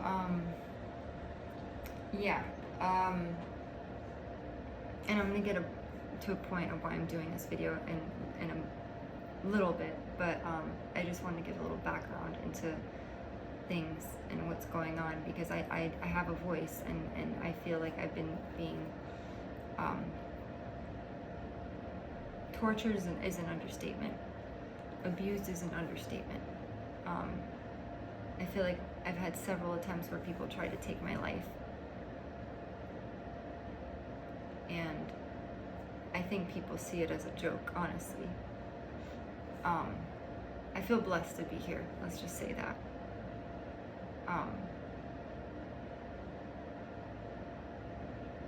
And I don't think they see anything wrong with it, you know. But yeah, I adopted Bonnie. It was 2023. She's been with me ever since. And 2023, so I left that hospital, and then that just kind of, you know, after that, things kind of, things got even more challenging. I moved to Virginia because my family had moved there. I thought that was, no pun intended, the best move for me at the time, because I go, let me, you know, I don't know anything about Virginia. I was like, let me do it. I was like, oh, Washington, D.C. I was like, this is great. I was like, I get to history, smart people, you know. I was like, this is so perfect, you know. Intellectual people. I was like, government people, you know. I was like, oh, I'll get to be, you know, government people. I was like, you know, the smart people, right? That's in my mind. That's what I thought. So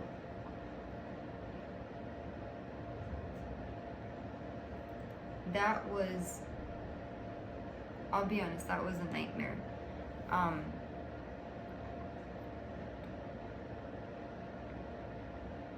I would go out to the street and, like, I'll give an example. At the time I was trying to date, right? And I would engage in, you know, I don't want to get too much into things, but I became, I don't want to say this. Can I say sexually active? I mean, I was dating, right? And what comes with that is intimacy. We'll just call it that.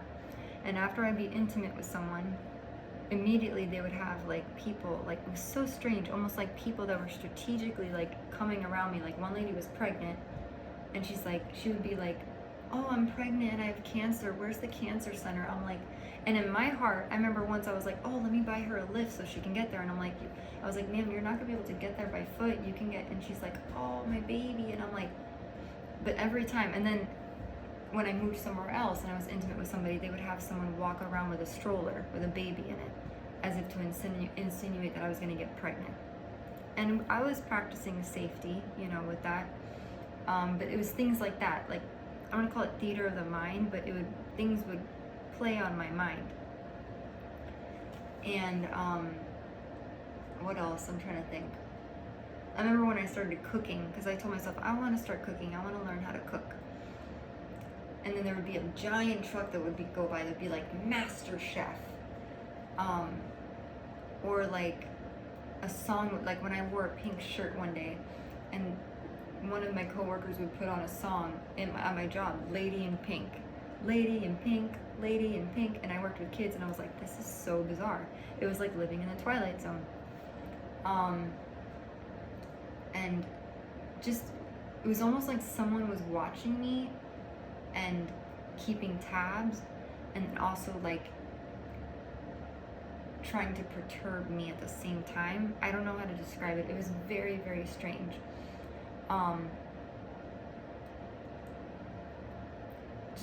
Very strange. And then even at jobs that I was at, then the job workforce thing started to get really wonky. I would get hired, and then I would kind of be like, I would have coworkers that would be a little like snarky or a little like catty, you know, like,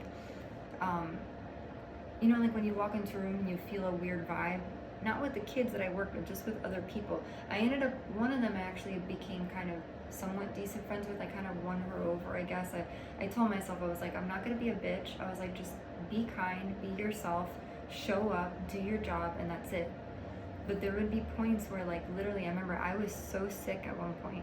I got, like, my voice went away. My voice was hoarse. My throat was just like, it was such excruciating pain, and I didn't feel good at all.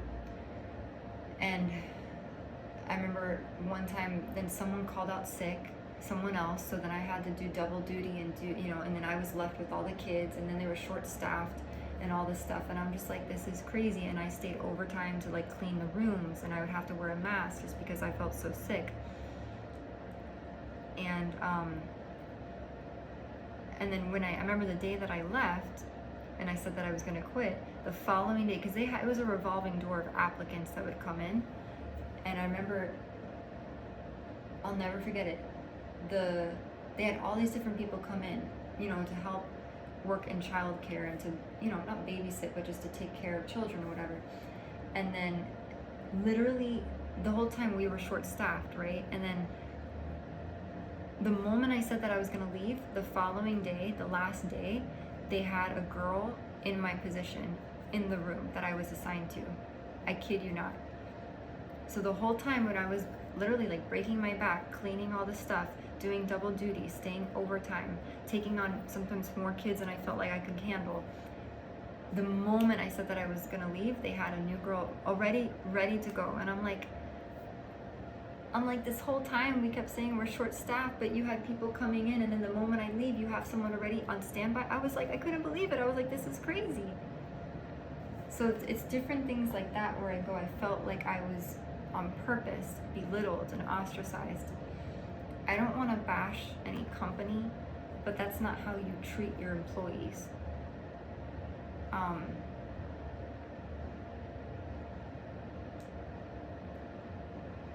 You know, and something else happened there that I'm not gonna even mention. I'm not gonna even go into that because it's something out of like a horror movie that I don't even want to mention it because it's so unfathomable. If I said it, like what happened in that facility to me, people would go, no, that couldn't happen.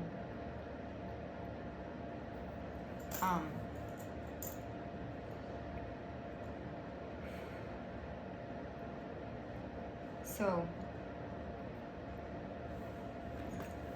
the one good thing I will say is that when I worked in Virginia, I was able to explore intimacy a little bit more.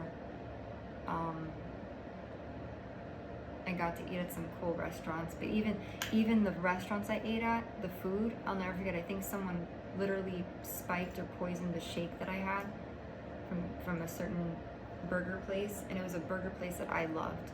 I loved this place. They made the best burgers ever. And I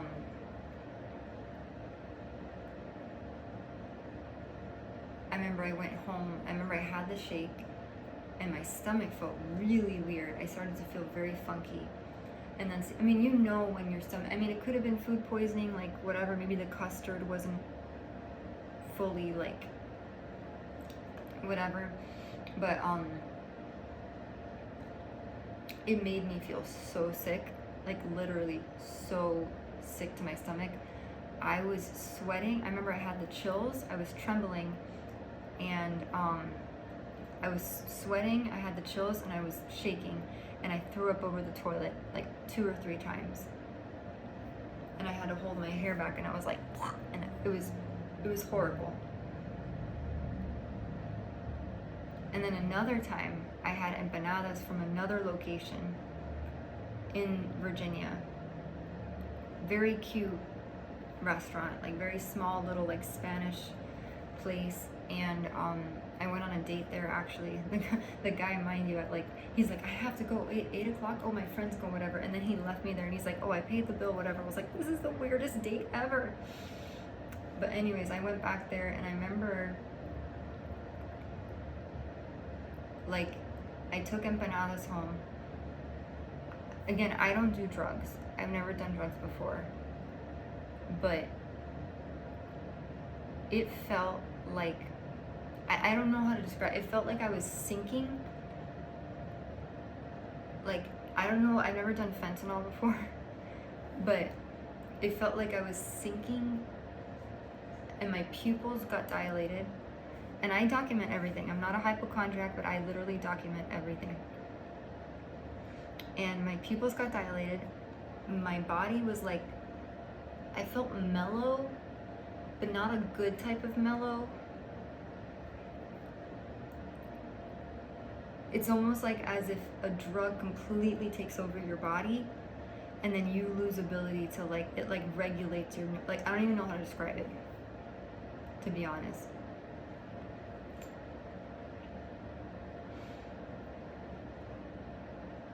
And at that time, I just let it flow. I was like, I don't know what this is, but I'm just gonna like, I just felt really tired. And I know There's date rape drugs like roofies. That's a thing. So I just like, I mean, I don't know. Like I just like, I wrote it out and I was like, whatever. I was like, I'm just gonna sleep, and then I felt better the next day. Very strange. That was a weird incident. And then I remember I ordered a pizza once. Again, the same thing happened. I felt very, again, I don't know if it was morphine or roofies or fentanyl, but it was very just like, whoa. Like, I didn't feel hot. I just felt like, I don't know, that's a really bad description, like, but it just felt very strange. I felt very weird. And it's just a very scary feeling when you feel like you don't have control over your body. And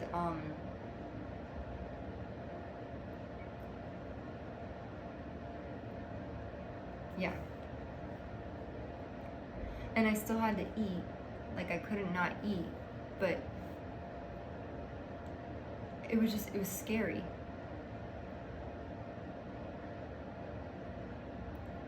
And so again, I ended up moving. I did, and then, so I was like, I need to move, you know, again. This is another fun part of the story. At one point, I told myself, I need to get out of the country. Literally, I was like, I need to. At that point, I still had money saved. I could literally write a book. This would be a good telenovela. But I had money saved. And I had still some, you know, I had money. I had a Charles Schwab account that my parents had created for me when I was little. I don't know anything really about finances and stocks and investments, IRA. Like, I have no clue about any of that stuff. And they had a Charles Schwab account which had Apple stock in it. I never thought about that to use that, but I was getting to the point where I was like, I'm gonna have to dip into this, because that's another thing. I had $100,000 saved. I had $100,000 saved from, I started working at 17 as a waitress in 2010 back in Coral Gables, Florida, at a little Italian deli. I'm not gonna say the name of my boss, but I had started saving money from then up until, you know, when I left in 2022. I was like 27 or 28. I mean, I had a good solid amount of money for savings, you know, like when you're older or emergencies, whatever. I never in my wildest dreams thought I'd have to ever.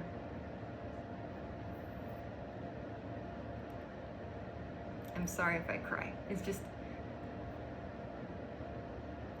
you know, you take a moment to step back and look back at what you've gone through, and you're like, man, like, how could people be that mean and so cruel? But I had a good amount of money saved.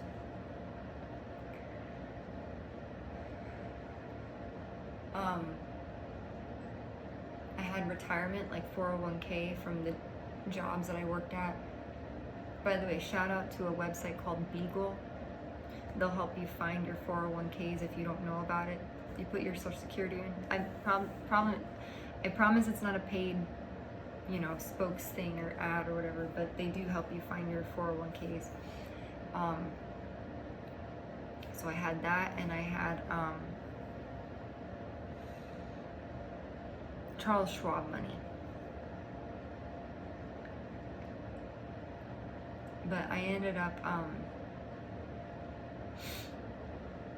going on Indeed, and I said, I gotta leave, you know. I said, I have to move. And then there was a, I don't know why, I don't know what possessed, I don't know why, but I decided to, I don't know why. I mean, I do know why. I take it back. I do know why. I decided to move to Vermont. I know that sounds like the most random ass place to move to. But I moved to Vermont, and the reason why, I know this is gonna be a really stupid reason, just hear me out. When I was a little girl, and I was in Mrs. Bradford's class at my Catholic school that I went to, you know. I'm sorry I mentioned her name. I shouldn't have mentioned her name. I don't know her first name, but I was in 5th grade, and when she was my teacher, she would have on the smart board and on all the computers, you know, very old school Microsoft Windows computers, she had like a rotating, you know, like the screensavers or wallpapers or whatever. And there would be like a wallpaper of like a waterfall, some pretty scenery, maybe a bird, you know. And then there was one that was like a fall foliage with like beautiful auburn orange leaves and trees, and like this passageway, like a wooden, like, I don't know how to describe it. It was like a wooden thing with little, like a bridge with wood with a windmill. It was a windmill, a water mill, whatever. And I always told myself, I was like, and then there was another one with the countryside, and I was like, I want to go there one day. I don't know why. I wanted to escape to the countryside, because that's another thing. Where I lived in Virginia, I lived in a very centrally located, like, it was a workplace sleep kind of thing, where literally people could work. They have apartment buildings. If I wasn't being targeted, I would have loved that place. If I wasn't being targeted, I would have loved it. There was a ballroom dance studio nearby. There was, I'm trying to remember what else. Oh my God, I'm sorry. I just had someone text me. There was a ballroom dance studio. There was the best pizza place. To this day, if I could snap my fingers and transport me back to like this pizza place, it was called Pupatella. The best eggplant smoked provoleta cheese. Oh my God. It was like going to Italy and Naples. It was amazing. So I can't really, again, bash that place too much. It just wasn't the right fit for me. It was the right fit for other people. Very convenient. They had a Target thingy store. They had this taco place. They had a huge movie theater, very fancy. They had a Ted Bulletin's, Chipotle, Chase Bank. The Chase Bank people were like super nice. The Chase Bank people, I can't really say anything. Like the Chase Bank people are like on point. Anyways, I digress. I don't need to go off on a tangent, but anyway. But in that place, it was also, when you have a city area, a densely populated area, you're going to get a lot of foot traffic. You're going to get a lot of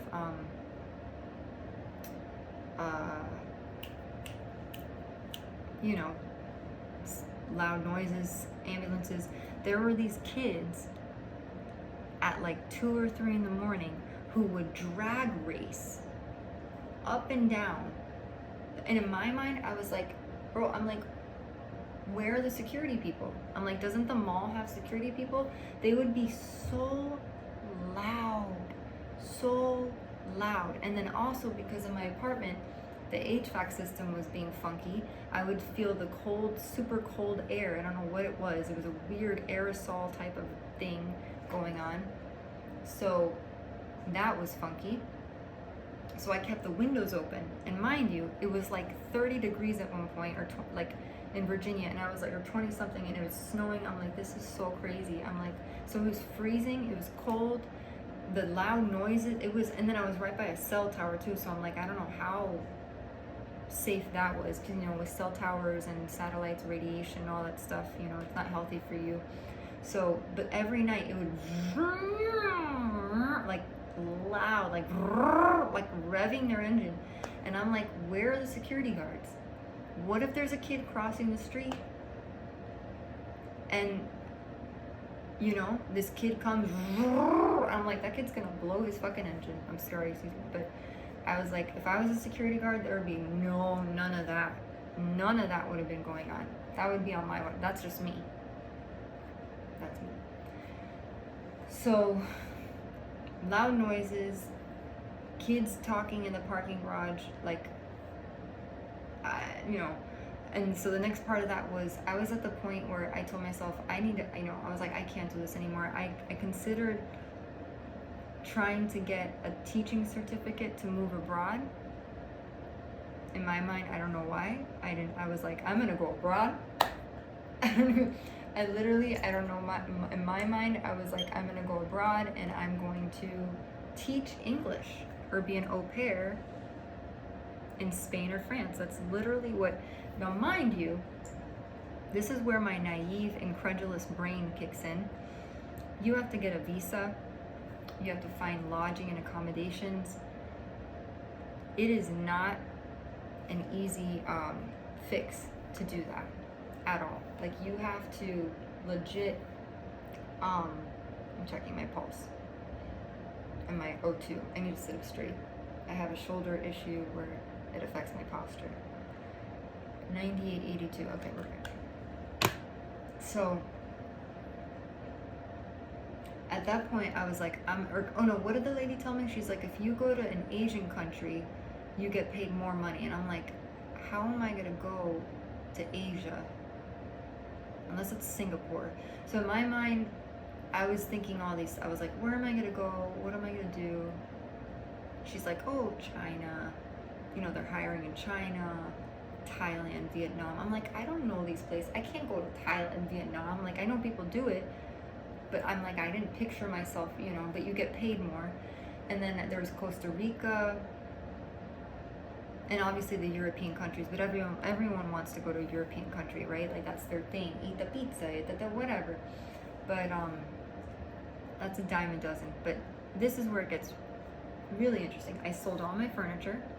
And mind you, my apartment was, I had, from when I moved from Philadelphia to Virginia, I had like all the stuff that I had with me before. I had my, a beautiful couch.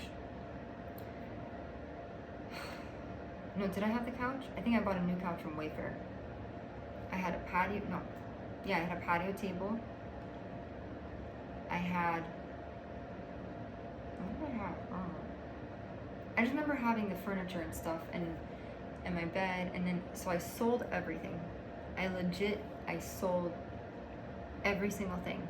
I was sleeping on the floor. I slept on the floor.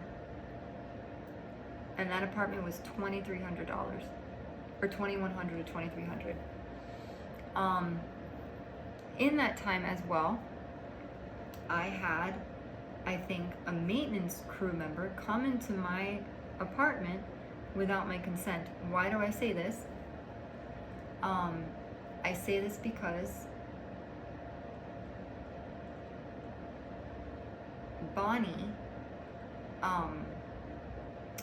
had a weird smell, not a weird smell, she had like a cologne smell, and I was seeing someone at the time, or different people, and none of them really wore cologne, but her snout smelled like, it smelled like cologne, and I was like, I didn't authorize anyone to come in there without my consent, you know. I was like, it was just really strange. And then even in the elevator, I remember I'd go in the elevator, and the elevator smelled like rotten eggs. It smelled like sulfur, and I learned after, rotten eggs usually indicate sulfur. Also, another time, I go into my apartment, and on the balcony, there was like liquid that was splattered, and I didn't do that. It looked like someone purposely threw liquid and splattered it.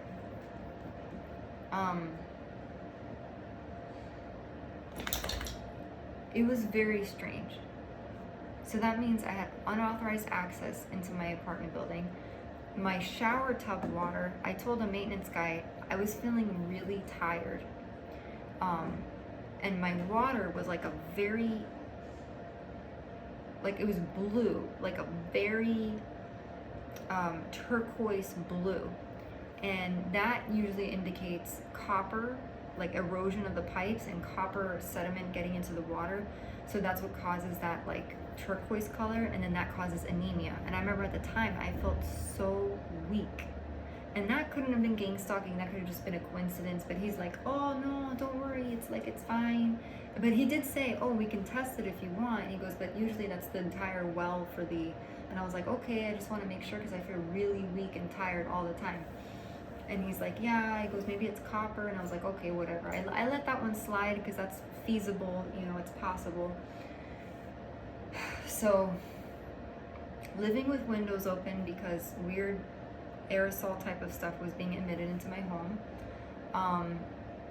People coming into the apartment without my consent. The elevators would smell like rotten eggs. It was just very strange, very strange. And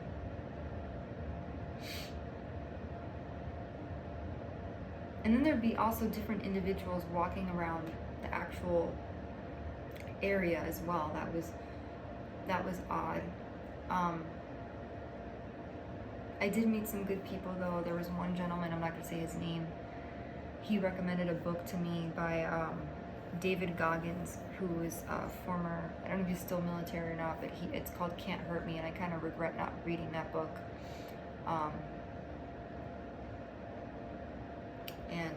Yeah, so he recommended that book to me. I thought that was going to be a good read. I should have read it, didn't. I regret that, but he was a nice guy. I donated a bunch of stuff to him.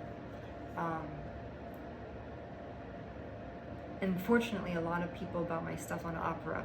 But what's sad is that I had to get rid of a lot of stuff. Like I got rid of my KitchenAid mixer. I had this beautiful pink pastel mixer. Sorry if I cry again. It's just because I love baking and I love cooking now.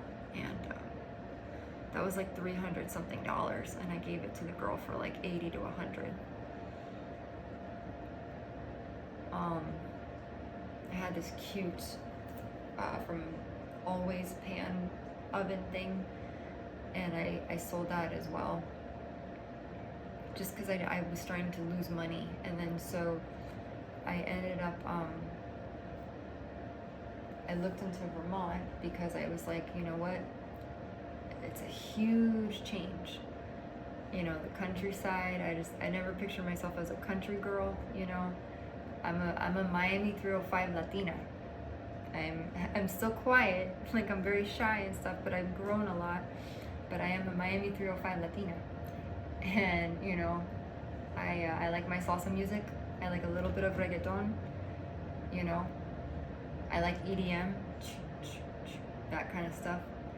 And if you don't know what that is, I'm not going to explain it. I'm not going to be prejudiced against people's music choices.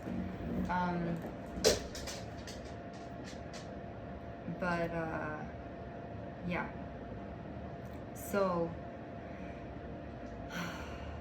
what else? I decided, I found a nature-based preschool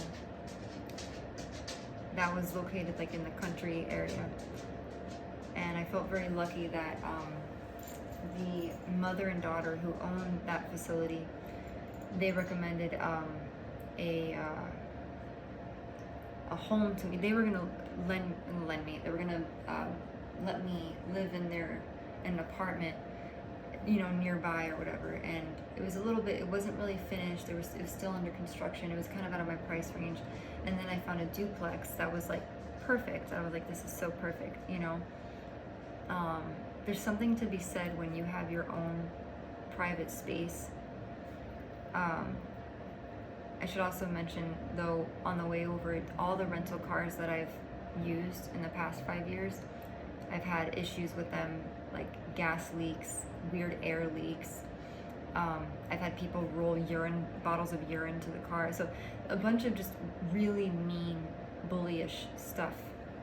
I know I'm not highlighting that too much in this video, but it's just, I'm trying to give the whole scope of everything, a timeline of events, so it makes sense.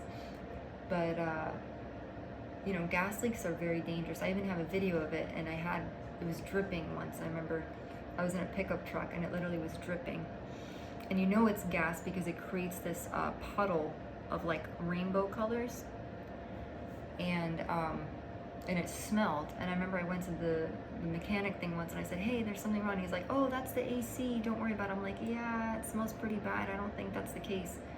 And he's like, no, it's fine. And so if, God forbid, let's say there was a cigarette butt or some fume or flame on the road, that car could have just blown up. I was praying to God and my lucky stars that nothing would ever happen. And thankfully it didn't. God is good.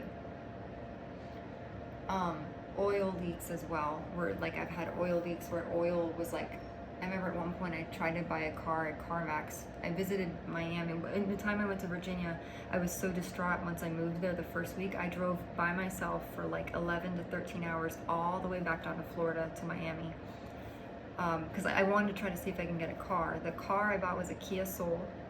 I put a down payment of like $5,000. And I was such a happy little clam. Like I was like, oh my God. I was like, this is so perfect. I was like, I get my own little car. And then there was like an oil thing going on. I went to a mechanic again and they're like, oh no, there's nothing wrong. And I'm like, okay, so I returned it. That was disappointing because living without a car anywhere is really hard. You know, I know it costs money, car insurance, car payment,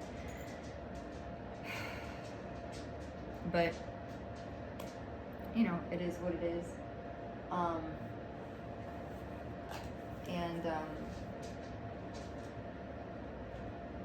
So after that, I'm trying to remember what happened.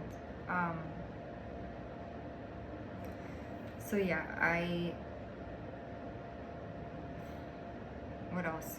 Virginia, and then I drove to Vermont. That was an interesting ride, I will be honest, because I got to see a lot of the countryside driving through New York.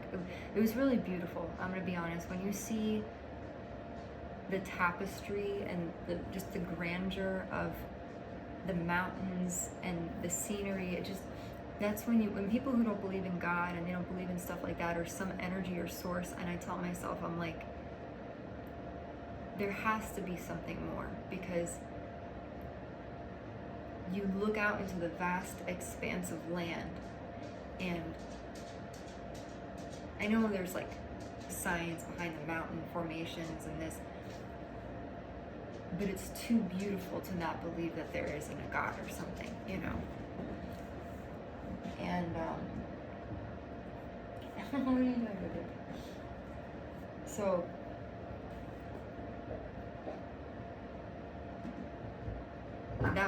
it was an interesting ride, and I commend myself for that, because after all the shit that I've gone through, you know, I packed my bags. I hired a guy from TaskRabbit when I was in Virginia that last day before I moved.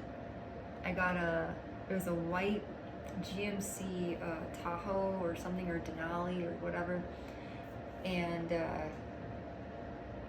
he packed, I don't know how he did it. I have like 4 air purifiers. He utilized every single little space and crevice, and there was just like a little minute window, like to look behind the rearview window. And so I don't know how he did it, but I was so grateful. And if I could have tipped him more money, I would have, but I couldn't. I don't know how much I gave him. But he helped pack everything for me. Everything. Like literally everything. He was so fast. I remember he told me that he was an accountant for something. And he was from Afghanistan and he had a family, and I was so grateful.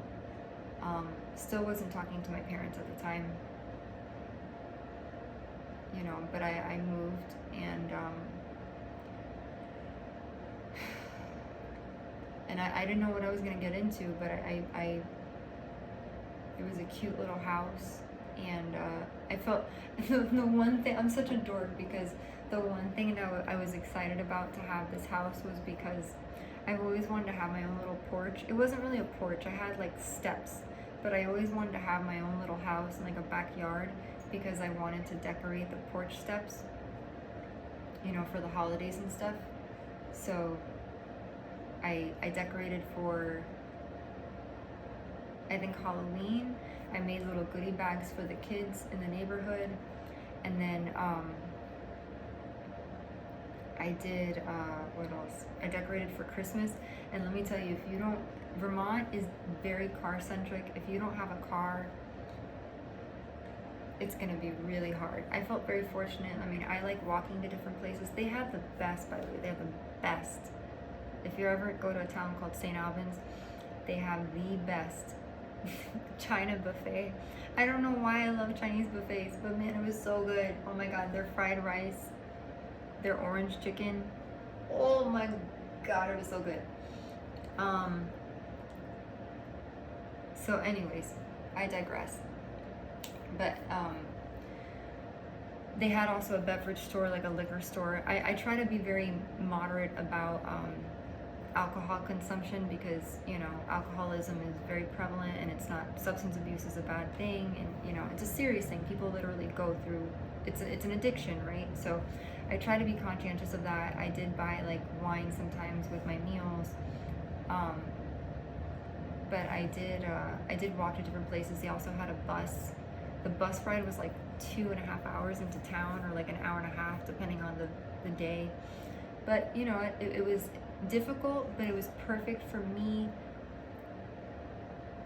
in terms of getting peace of mind, because I went from all the noisiness and congestion of city life to having peace and tranquility. Not to say it wasn't perfect. I mean, I still experienced weird targeting stuff there, and I did feel like a fish out of water because I felt like I was at someone else's territory, you know, because the country, what was it, a lady who was a phlebotomist, she said, you know, the north and the south, you know, north country, south country is very different, and apparently there's like not at odds with each other, but it's different. They're, you know, the way they relate to people.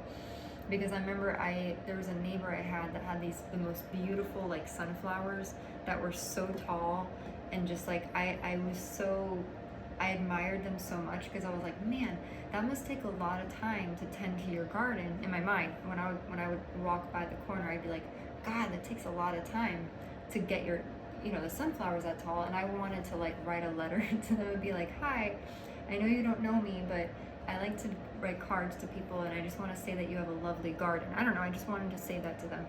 And then I remember I told a lady that. She's like, no, you never do that, because these people will think you're like crazy. They'll think you're like weird. And I'm like, no, but I just wanted to compliment them, you know?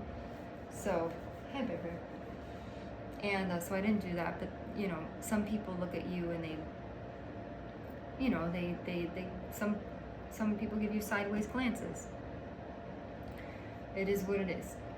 I don't know, you know. So I didn't do that, but I was able to walk to different places. I was able to watch, I don't know, I did a Christmas movie marathon with Bonnie. We snuggled on the floor. I put like, I dated a lot. I tried to date. But meanwhile, there was still some gang stalking stuff going on.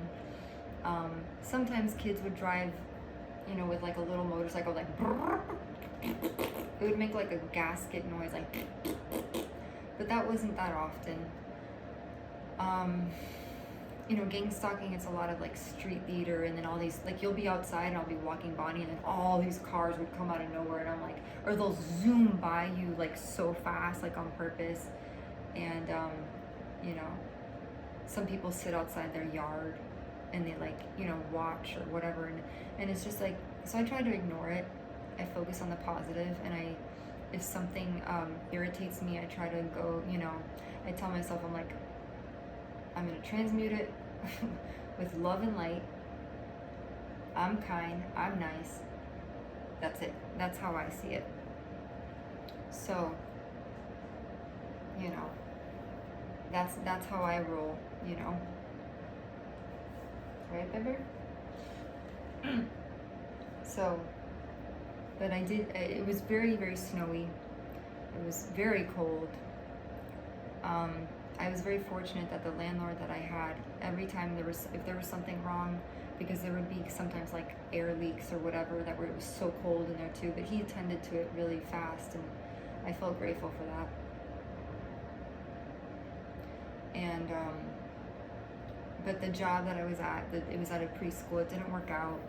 It wasn't the right fit. Plus, I had to walk there like 20-30 minutes, and it would rain. I remember I arrived there soaking wet, and it wasn't a good fit, unfortunately. So I'm not going to get into the targeting and gang stalking aspect of that. There's no need. But wasn't really treated, I think, the best. But you know, I try to see the positives in everyone, and you'd carry on, and you keep your head held high, and you move on, and you say there's something better. And so I will say, though, after that, it took a bit of time to find a job. I did get hired at a remote job, and I do kind of regret leaving that one because it had excellent pay, and I let a situation trigger me because there was a woman who had the same attire and but she had the same shirt as me, and then I was like, oh, that's a mind trick thing, and I was like, I don't want to work with them, and then so I left, and I felt really petty and arrogant for doing that, but it is what it is. Wasn't meant to be. But after that, it was really hard to find a job remotely. It took me almost a year and a half. I had to go on, again, because I should also reference that I got CPTSD or PTSD because of all the bullying and stalking and cyberbullying and stuff. I got PTSD, anxiety, moderate depression. But I would like to think I'm something. I'm someone with high functioning depression. I don't mind disclosing this. It's just, and it's not like I wallow in despair. I don't have episodic where I'm like, woe is me, I want to hurt myself and life is horrible, I want to die. I don't do that. I cry it out. I yell it out. I go, fuck, or whatever, excuse my language. And then I pray to God and I go, I know you're there and I need your help. Please help me through it.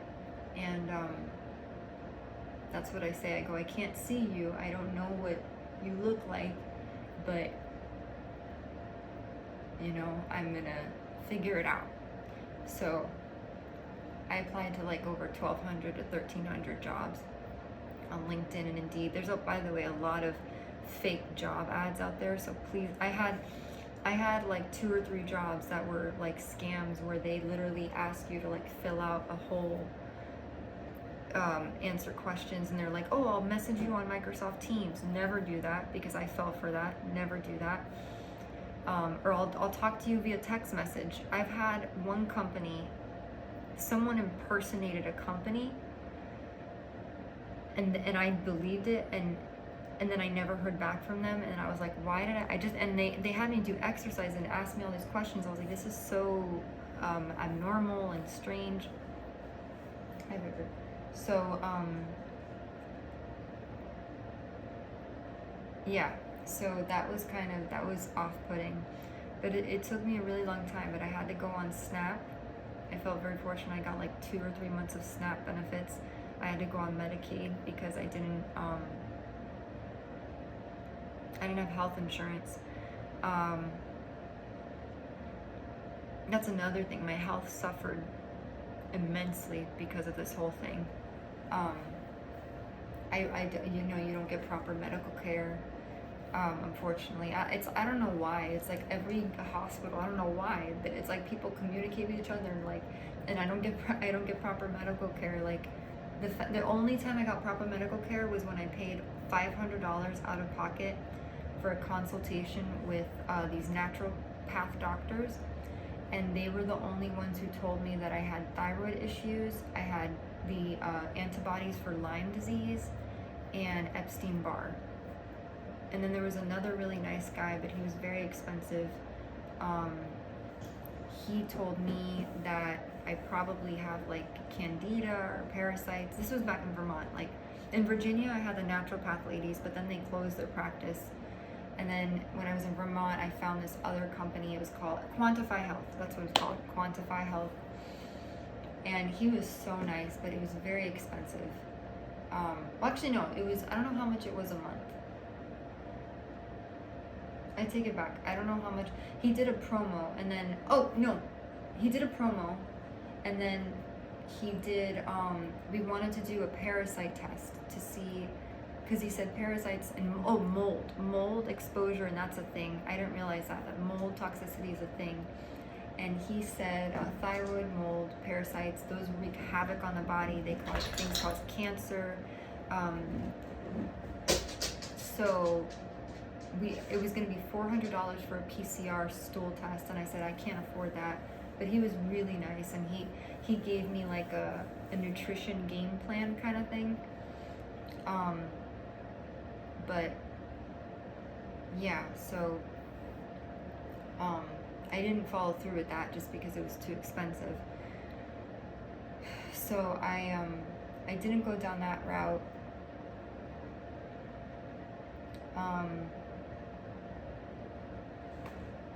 What else? Still took me, I ended up getting a job in December 2024. It was an initial sales consultant position. I basically was the first point of contact for prospective customers or patrons to purchase a membership for a tutoring company. I'm not gonna say the name, but basically I was the liaison between, you know, the salesperson, the senior sales consultant, right? And I was the one that would do a warm transfer to those people so that they could, you know, get more information and close the sale and whatnot. And I would basically qualify the lead to see if they were a viable lead and if they were interested in purchasing the product. So I just realized after though that like sales wasn't my thing. I'm not really competitive. I'm like the team cheerleader. Like if you're struggling, I'll be the person to be like, come on, let's do this. We got this, that kind of thing. So, yeah, I'm more of that person. I don't like to take center stage and, you know, like I'm not competitive. And, you know, in sales, they do this thing, especially remotely, where if you make a sale, they want you to like shout it out in a group chat. And I'm like, I don't want to do that, you know? Like, I'll be like, yay, round of applause for you, go, girl. Like, you know, I'm fine with that and emojis, but I don't like to shout out. Because I don't like to brag. I don't like to boast. That's not my thing. So I was like, I don't think this is going to work out. The trainers were unbelievable. I have nothing bad to say. They were excellent people. Excellent. Like, so engaging, so interactive. I learned so much. It's just the field itself was not something that was, I think, conducive to me. I will say though that I do enjoy meeting people. Sorry, my ears. I do think that it is a challenge. Like to do sales, I commend people who do sales. Like it is hard. You have to be so resilient, so tenacious, and you have to have such thick skin. And I will say that I am kind of like, if I'm competitive, it's me between me, not me and whatever, not my cohorts or my peers. So that dynamic was a little bit, you know, funky, but I did enjoy talking to different people and getting to know them and figuring out their needs, and then doing like the discovery part of the sales call. And I don't know what my dog is doing. I need to check on my dog for a second, but I don't know what she's probably doing pee or something.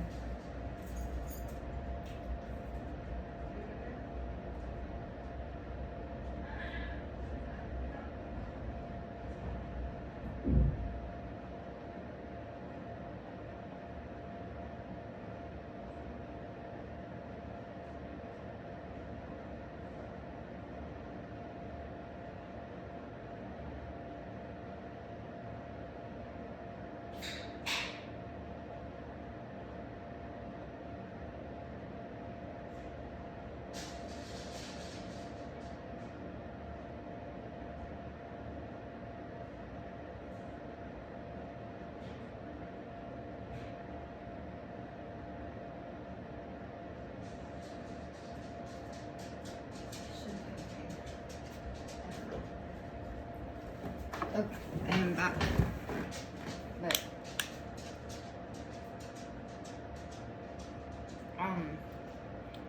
so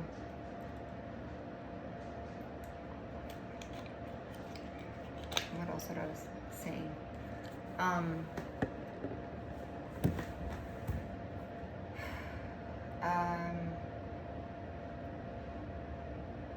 I forgot what it was I was saying.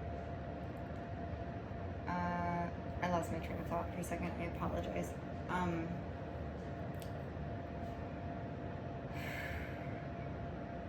I literally, because I went to go see what Bonnie was doing. So I did end up getting a job, and that job, it just wasn't the right fit for me. I realized sales wasn't good for me overall, and so I forgoed, I politely resigned from that position,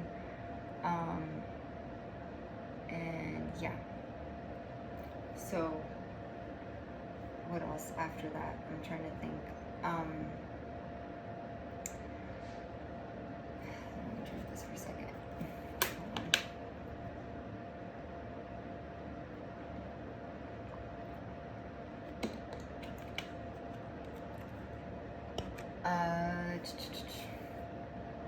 So yeah, I resigned from that position, and then I went on a hunt for another job, and then that was really difficult as well, after that, just because, I'm stubborn, and I really want to enjoy where I work, and I want to have, positive team camaraderie. I did get to learn how to cook, which was really nice. I wanted to challenge myself to be able to cook, and I did learn how to cook. So I was able to do that. And what else? I need to sit up straight. I started my YouTube channel. I tried to do entrepreneurship. That really didn't bode well. And I'm not going to say exactly what I did, because in society, I think that would be frowned down upon. It was an industry that I never thought I would enter, but I did. I did learn a little bit from working there, or not working there, in that industry, but it ultimately wasn't the right fit for me as well. I'm sorry, I'm just checking my pulse ox. Because when you're gang stalked and stuff, unfortunately, I've had my food and my water tampered with, so I just had some soda pop, and I have to monitor my vitals a little bit.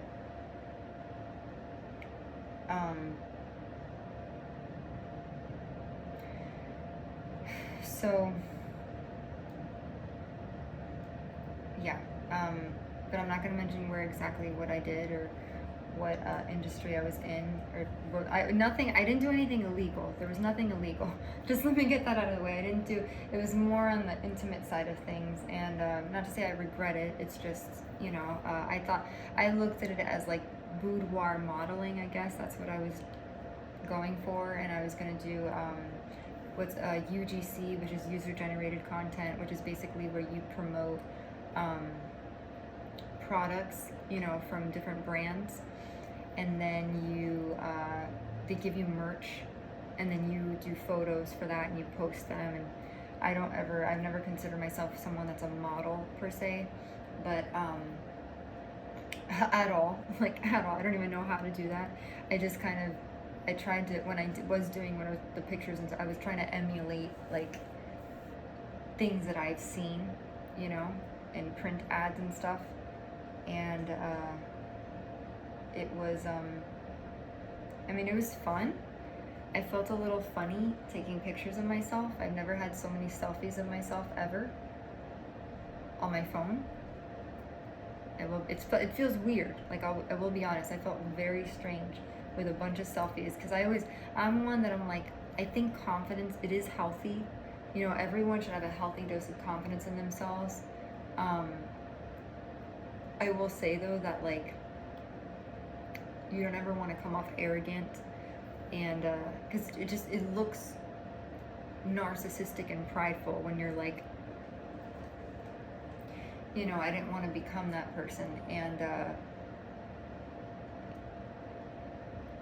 So, you know, there's classy, elegant way of going about that, and there's like the not so classy way. So I wanted to keep it classy. That was my thing. That's as much as I'm going to go into it. I tried to keep it classy. But there's a lot of stigma associated with that kind of industry, so I refrained from doing that. I will say that I did get a lot of confidence in myself and my body because I was the kind of person that, because that's what I said, there's always a positive to negative things. I was the kind of person growing up where whenever I took a shower, I covered myself up, and I didn't want to look at myself in the mirror because I was like, no, I don't want to, you know, I would like being naked and stuff. It was so like, I thought of it as sinful and lustful, so I didn't want to do it. So so I'm kind of, I did gain some confidence in myself, which I do recommend all women do, like just for themselves, not for a partner, not for a boudoir or something liberating, and you know, not in a derogatory, lustful manner, but something that you can look back and be like, yeah, girl, like, you know, that I think everyone should do. Like, I don't know about men, but women maybe, but yeah, I did try that for a little bit, but then I stopped. I was like, no, this is not right for me. I kept looking for jobs. I did get interviewed for a behavioral health tech position at an autism clinic for kids. It was too far for me in Vermont at the town I was in, so unfortunately I didn't take that opportunity. And this is also the weird part about this whole situation. Every time I did a background check, my background check comes back clean. Oh, I should also mention, I can't believe I didn't mention that. I forgot to mention, I actually applied to become a federal agent, which is pretty crazy, right? I know. Because I told myself, how do I defend myself throughout all of this? Because when I was in Miami, I was like with the stalking, and then in Philadelphia, I was like, how do I protect myself? And I was like, let me learn how to be a ninja. Because I call them, I know it sounds stupid, I consider like people that are in self-defense and law enforcement, I call them ninjas because, you know, crime-fighting ninjas. So I was like, let me, you know, I took kickboxing, I took self-defense, I took knife fighting, one class in knife fighting,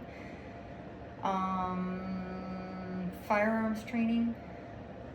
I tried to buy a firearm. I was I was in that mindset. I was like, I'm gonna prepare myself. Vaughn, come here. Vaughn. Excuse me.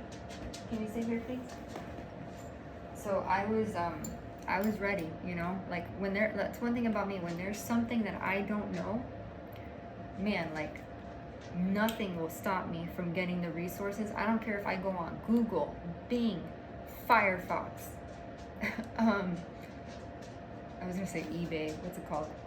Internet Explorer, remember the little E? Like, I will stop at nothing to make sure that I acquire the skills necessary to, you know, to do what I need to do to become equipped enough to, you know, to feel confident to protect myself. Because no one, you know, when I did the police report,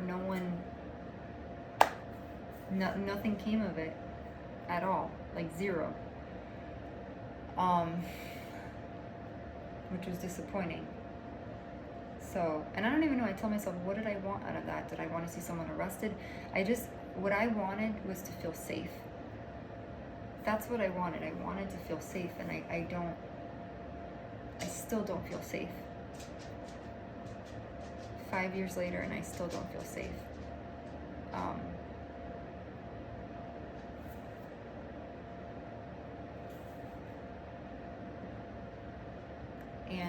But anyways, so yeah, Vermont, I will say one of my favorite parts of living in Vermont was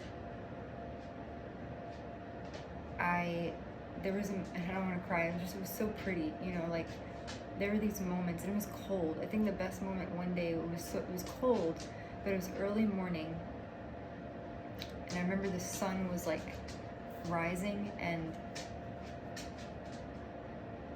there was this beautiful pink, like purplish blue hue in the sky, and and the crops were like, you know, the crops were still there, and it was such a stark contrast from city life and Miami, and it was so quiet.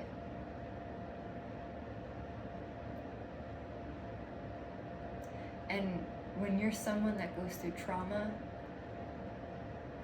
and abuse and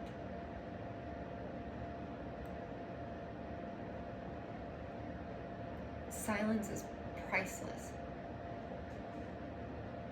And when you feel like no one can touch you, you know, it's priceless. And you can breathe like fresh air.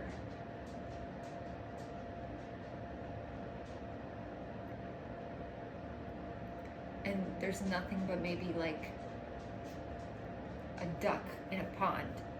You know, I remember I saw these cute little ducks. I don't know if they were swans or geese, but they were congregated like in this little pool of water by these crops. And I remember I took a video of them because I was like, because I love nature and I love animals and all that, and I don't know, it was so peaceful.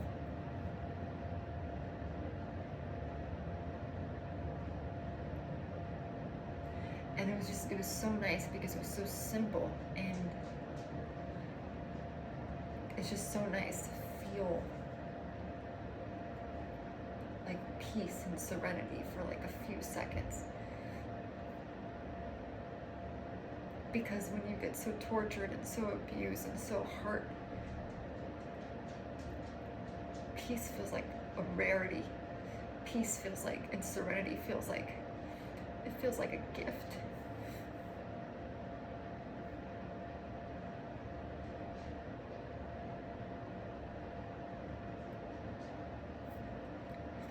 So that was one of the better moments, you know, throughout everything that I've gone through. And I also really liked a lot of people in the neighborhood would decorate their homes with holiday decorations, which was really cool. And but eventually I had to leave because I actually stayed a little bit longer. I stayed like 3 months longer than I was supposed to. I was supposed to move out in June of 2025, and I moved out in September of 2025 because they had to do construction, and rightfully so, you know.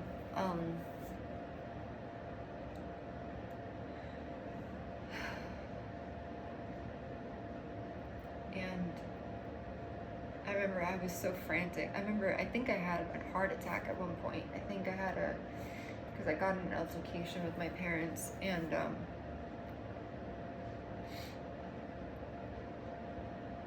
at the same time I was also battling, they had in the wall and the side paneling, unbeknownst to me, there was an infestation of yellow jacket wasps, which they attended to, thank goodness, but that was kind of scary, and they were falling into Bonnie's food or her water, and I got stung like a lot, and thank God, I don't know if I was allergic to them, but it was pretty bad. And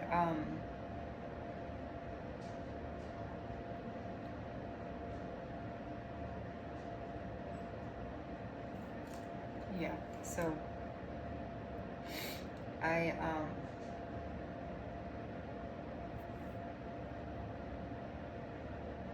yeah,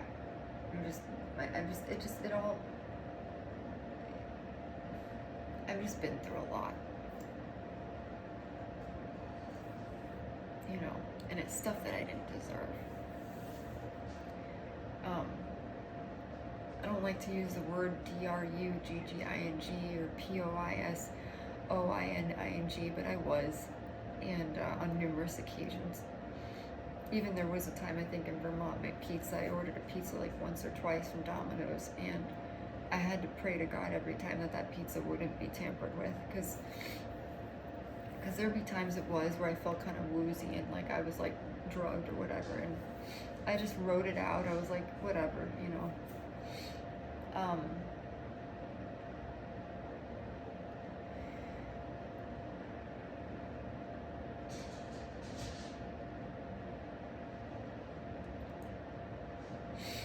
But I'm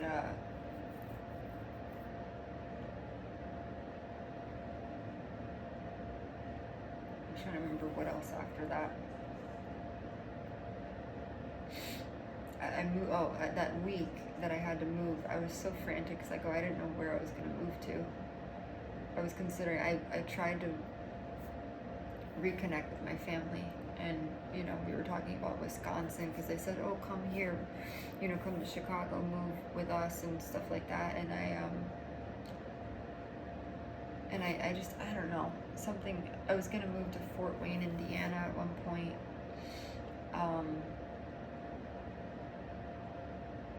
They had some really nice Airbnbs, and unfortunately, because of my situation, I didn't have enough money to do a lease or anything. And I really didn't want to do a lease anyways, because if I had to break it, then you have to pay money when you break the lease, and it looks really bad on a report. So I knew I didn't want to do a lease. I also knew I didn't want to live in a big building. So I foregoed moving into, you know, that apartment in Wisconsin. It was a studio. The lady said something about a leak somewhere with the water leak, and I was like, I don't know, I felt kind of iffy about it.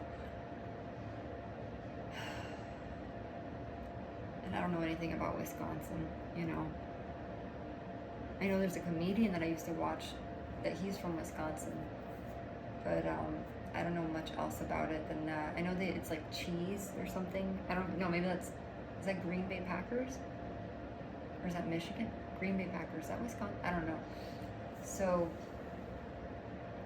I didn't do Wisconsin. I ended up going to Indiana.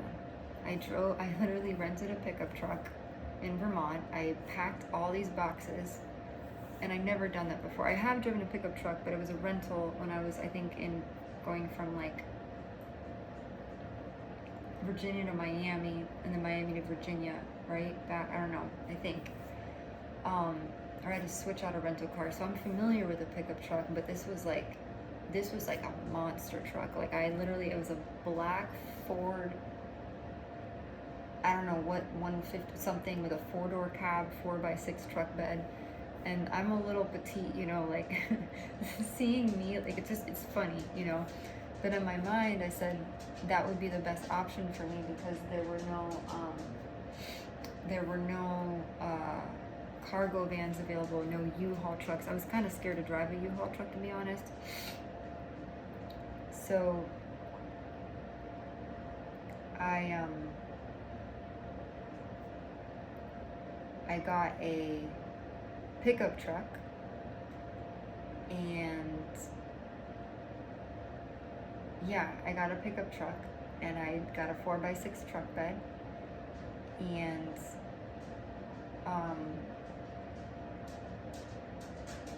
I just put a blue tarp, and I put a black thing, like I Tetrised all the boxes, and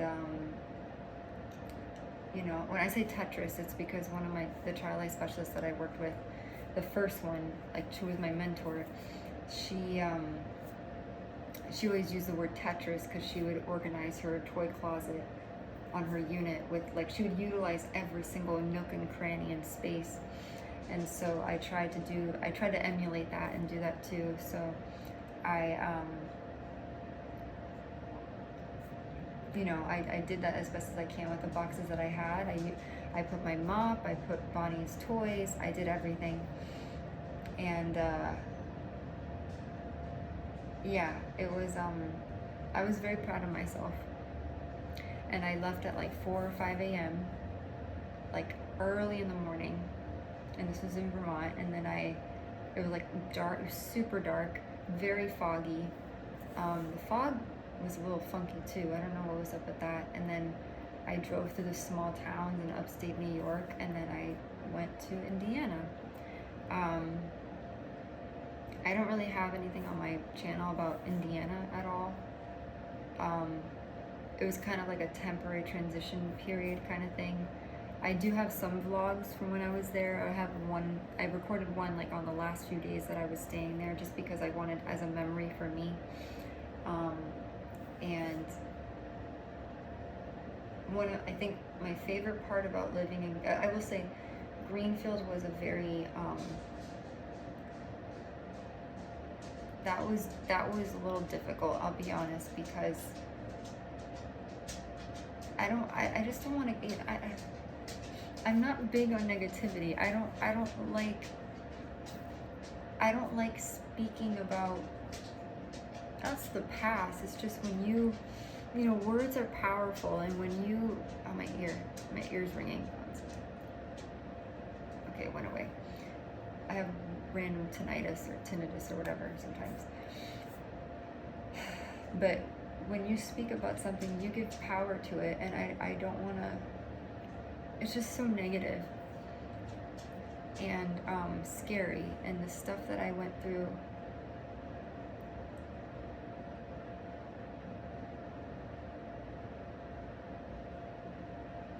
it's just very scary.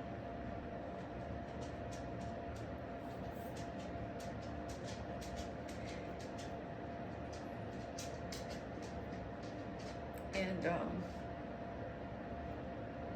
I didn't deserve that, you know, like, so I powered through it the best that I could.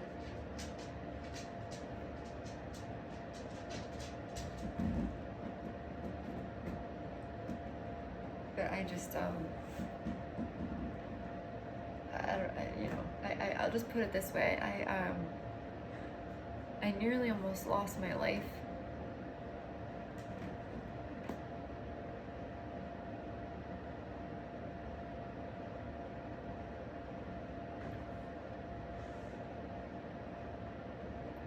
I nearly almost lost my life because, hey, River. I'm pretty sure I was POISO. I ordered food from a food delivery service. I'm not going to say the name out of respect for them, because I'm not like that. I don't want to bash companies and stuff. But I ordered food from a food delivery service, and I drank the soda from, you know, and I'm pretty sure that the soda was spiked with something. I had groceries that I got delivered from people.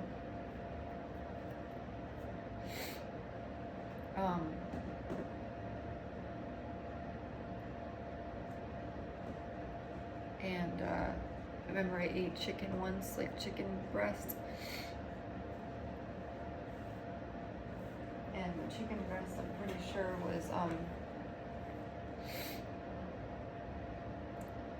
I'll be honest, I thought I was like roofied or something.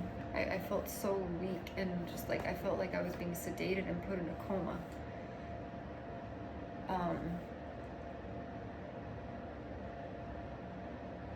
I think I had medications that were tampered with.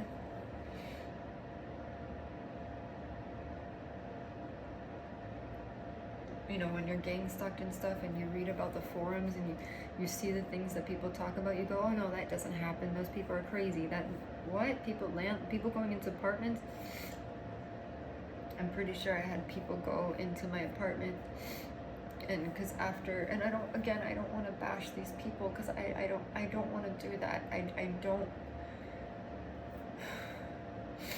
I mean, I'm not gonna say any names. It's just, I'm pretty sure I had people come to the tail end of it, come into the apartment that I was in, because I would use my Vaseline or a toothbrush, and I would put the lip balm, and my mouth would get numb, and it would like sting.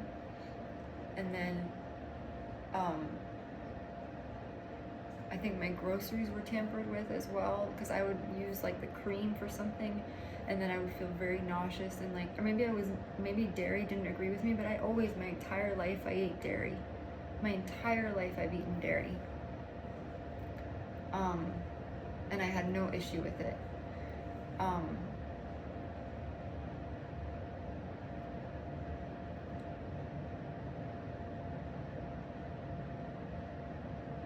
And then I had certain waters and juices, and I would just start to feel really funny and weird and like loopy, and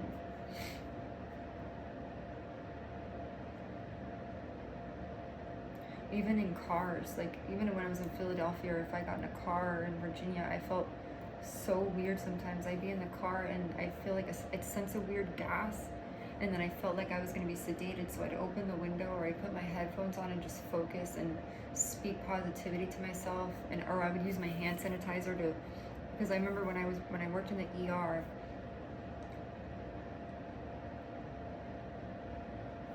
we used to give parents that felt like they were gonna faint because they were so overwhelmed.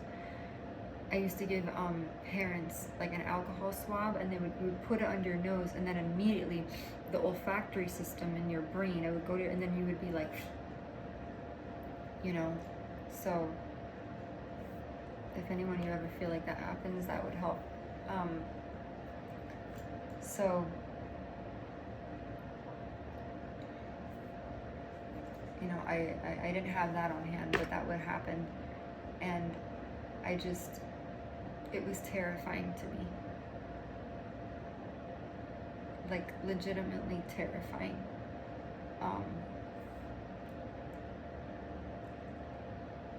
And ever since then, that thing that happened with my food, that I ordered from the food, like I'm scared to order food now. I've lost a significant amount of weight because it happened again and again and again, and every time I eat my food now, it's like I think my food is being tampered with and messed with. And mind you, I still to this day don't know what I did wrong. I don't know what I did wrong.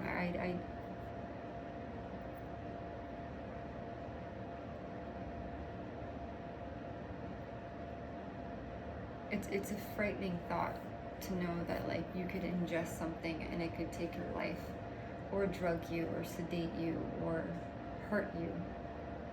And this happens, like this is a real thing. Like if you read on the forums with targeted people, people get targeted for there's different reasons. There was a private investigator named David Lawson. He studied the gang stalking phenomena, and he noted that there's several reasons why people get targeted, or you know, have a community thing where it's an organized, coordinated effort for people to try to, you know, do a smear campaign or take someone out and all this stuff. And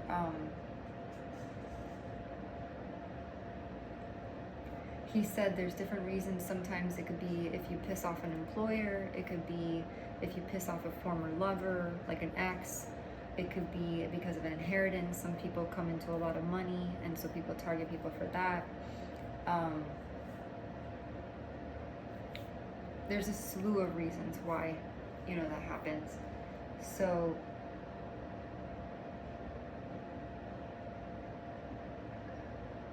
yeah.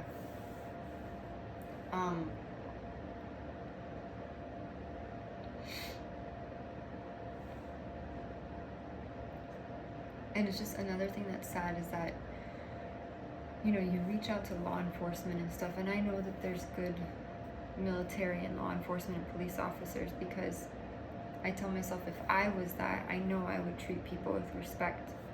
And as a server, when I worked as a waitress in Miami, I met some really great people who I know would never ever let anyone lay a hand on me. And they were good police officers. So I don't give up hope in that respect, but I feel like I got the short end of the stick.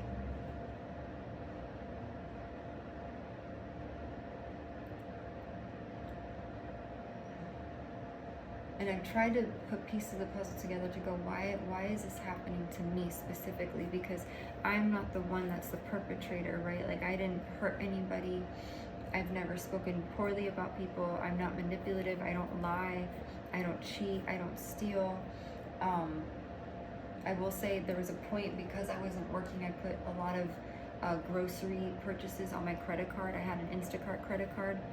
And that's another thing, financial sabotage and debt. Like, I literally had to use my credit cards, which sucks because now I have this, what feels like a monumental, insurmountable amount of debt that's like hard to tackle because of all this stuff.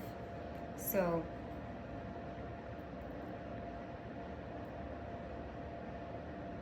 it just feels so unfair and corrupt and an injustice, and I don't know how to go about it. And I'm doing this YouTube video, which I don't know when I'm gonna post it, but I'm doing it because I watched a guy on YouTube.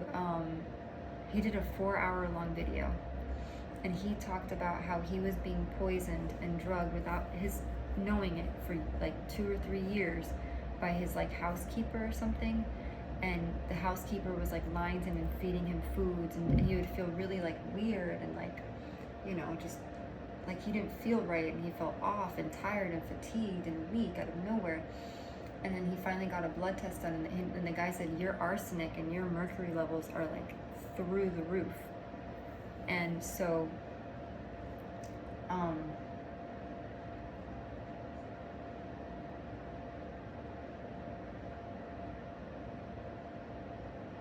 you know, and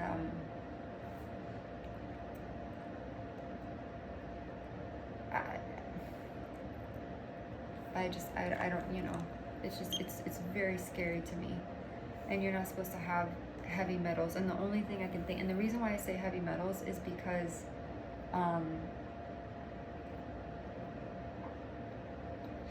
the reason why I say that is because all of the symptoms that I've been experiencing are synonymous with heavy metal toxicity. Like, all of them. Like, I've been irritable sometimes for no reason. I'll have bouts of crying for no reason sometimes. I'm also just really disappointed in the way that everything in my life has turned out.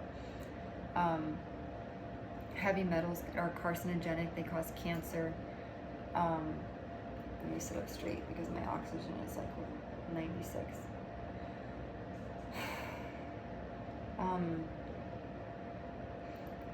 And it's really sad. And it sucks because I didn't deserve any of this. And it's like someone wants to cyberbully and taunt me relentlessly. And I look at my fan, I try to snap pictures of it because it's so outrageous and so bizarre, but I don't know how to go about it. I don't know what to do about it. You know, I've tried, I don't know how many times to fix it, and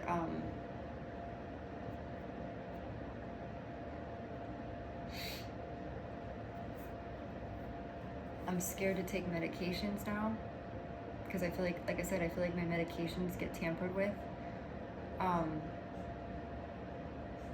My food, I went from 120, I was 127 last year, right? And then I went down to like 125, 123, and then I went to like 117, and then I went down to like 115, and then it went down and down and down, and I 113, and then 111, and now I'm like 98 or 97 pounds.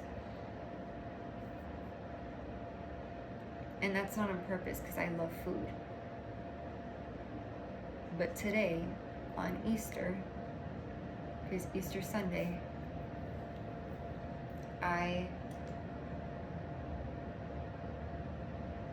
went out to dinner with family, and after I was eating my food, I ordered a steak, and I felt somewhat guilty about it because it was expensive. I didn't buy it, my family bought it. and it was like $40 for the plate. And I felt, I don't know if I had a little bit of wine.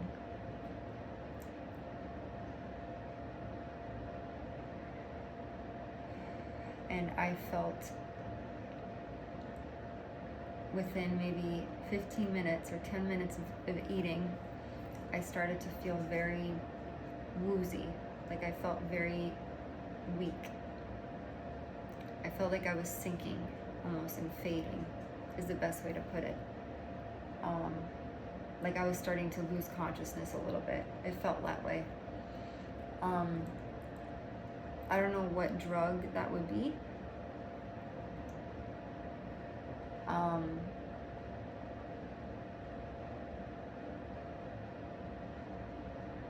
And it was a frightening feeling because my parents sat there and acted so casual and nonchalant about it, and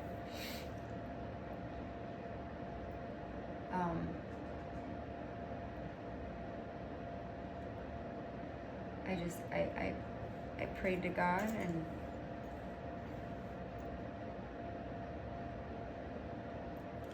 and I know, people can go, oh, that's a mental health thing, that's a panic attack, that's, you're over analyzing it. I know my body.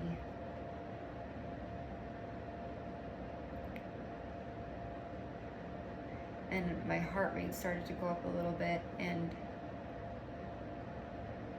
it was frightening. And I looked my dad in the eyes, and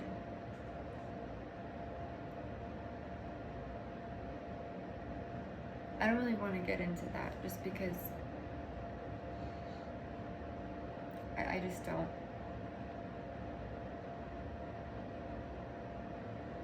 It's just really sad when you put all your faith and trust into people that you've known for your entire life.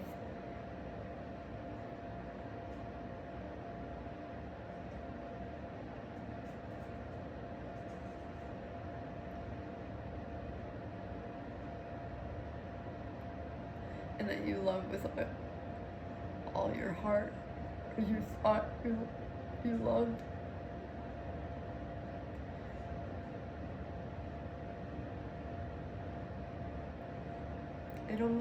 It's almost like, you know what it feels like? It's like when Judas betrayed Christ. That's what it feels like.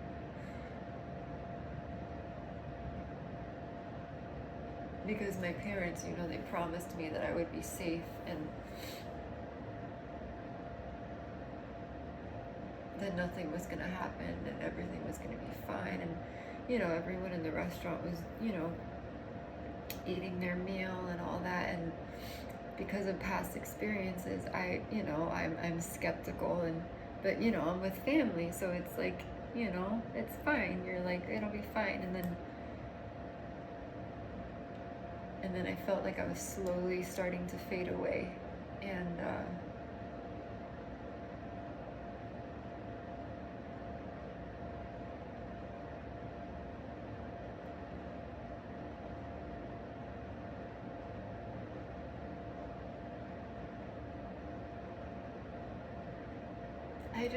I don't know how.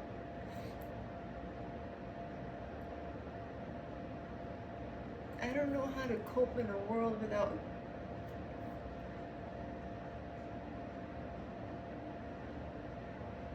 the people that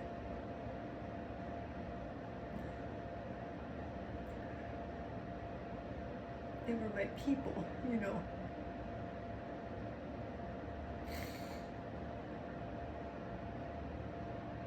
I've never been estranged from family before. I never thought I would have to do that,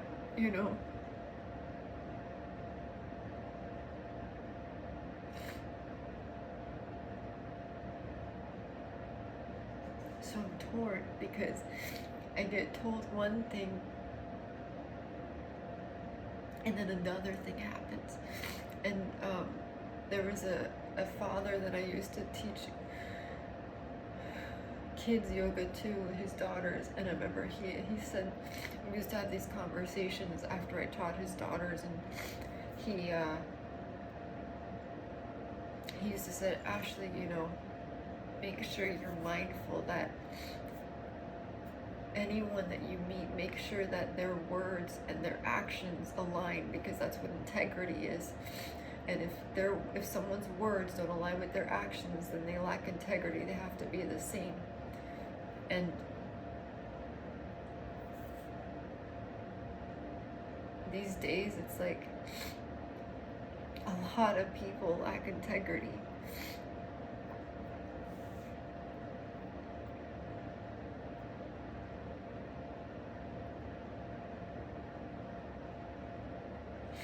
And sometimes I feel like I'm the only one holding the torch of authenticity or honesty. Because so many people these days just, they don't care. Oh, that girl dies? Oh, okay, she was so, may she rest in peace. Oh, that's so nice, you know. And it's sad because with police, no offense to the police, but police don't take things seriously until something physically happens. It's like they need a physical thing, physical assault to believe it. And I go, what about preventing it? It's like I equate it to medicine. It's like preventative care versus curative care. It's the same thing. Why, if you can prevent a mishap from happening and you like predictive policing, right? Then why wouldn't you prevent the mishap? You know, why would you not prevent the mishap and prevent it from occurring? If you can prevent a murder from happening, then why wouldn't you not prevent it? This is what doesn't make sense to me. I'm sorry, my lips are so chapped that I'm scared to use lip balm.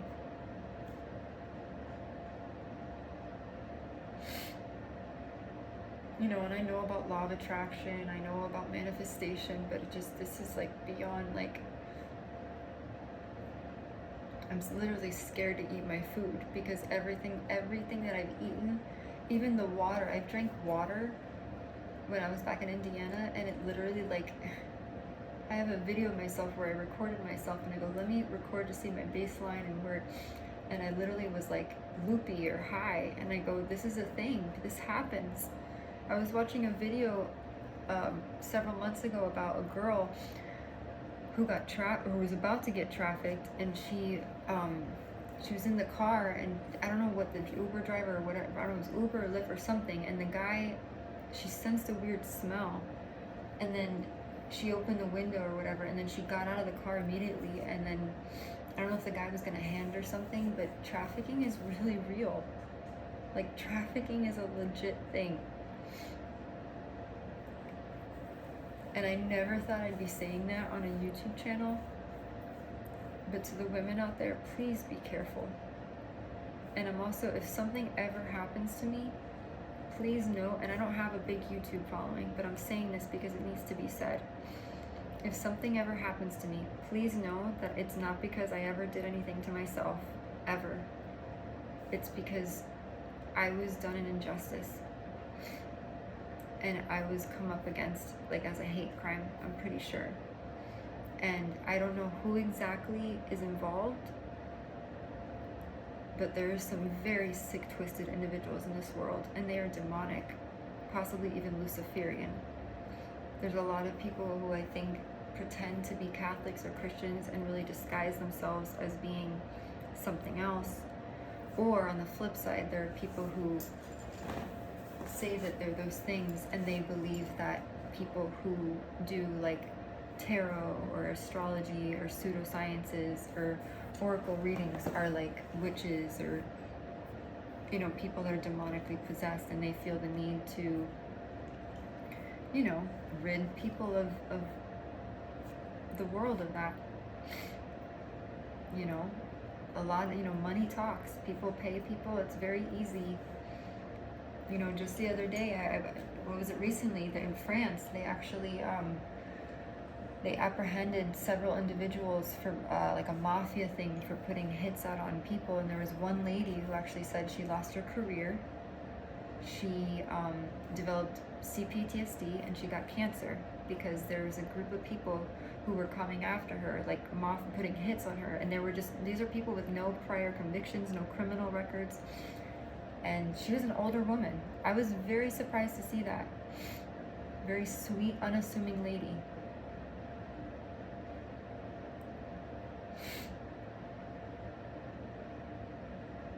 And I believe that I'm in that statistic. And I'm one of the rare individuals who, because I have a fighting spirit, I do believe I'm very blessed by God. Which, thank you, God.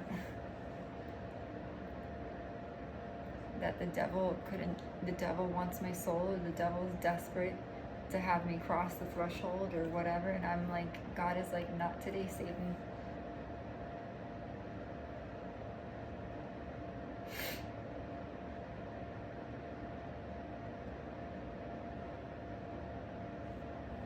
So I've been literally fighting for my life for 5 years. So I just wanted to do this video because if something ever happens to me, and I'm being really serious right now, I'm not joking. I'm really not joking. And I don't know if my video will, I'm not trying to make it go viral, but I need help and I don't know how to get it because every single state that I've moved to, no one's done anything. And I really didn't want my Coffees and Cuppies channel was supposed to be a place for people who've been through an injustice or, you know, bullied or whatever, because, you know, tragedy and trauma comes in all forms. You know, some women get miscarriages, some people get cancer, some people get bullied in high school, some people get fired from jobs for no reason, some people get bullied and picked on at jobs for no reason, just based on the premise of race or sexual orientation or whatever, or political affiliation. And that's really sad because America, right? America is the land of the free. America is the penultimate, you know, it's life, liberty, pursuit of happiness. And there is an underlying energy that is not that. And I don't know how, for the life of me, how it turned out that the people who were the perps, who started this whole thing, or the perp, got away with it, with the abuse, and the person who's the victim of it nearly gets almost murdered and killed. And I'm being so serious right now. I feel so blessed to be here because a few weeks ago, I nearly almost lost my life. I've been exposed to toxic gases and vapors in buildings where I've nearly almost suffocated to death. I've ingested, I don't know if it was medication or vitamins that I think were messed with or switched or tampered with. I've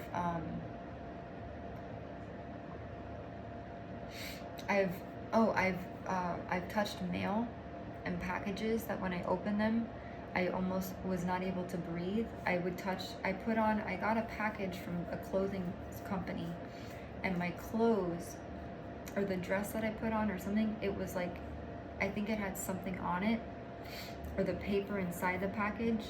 I've opened cosmetics that when I like sprayed the cosmetics, I almost couldn't breathe. When I was walking, even in Vermont, like there was a time when I was walking around in the neighborhood, there was a truck that went by and sprayed this like pesticide. I've had pesticides sprayed on me in places. The cars that I've been in rental cars in close quarters, I've had weird carbon monoxide. I think I was exposed to carbon monoxide on numerous occasions. Argon gas, and these, if you don't know what these are gases that can literally like make you suffocate.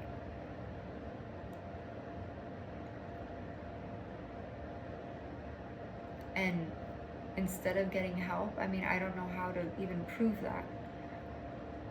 I don't know how, because I'm not a chemist, I'm not a scientist, I don't have like a, you know.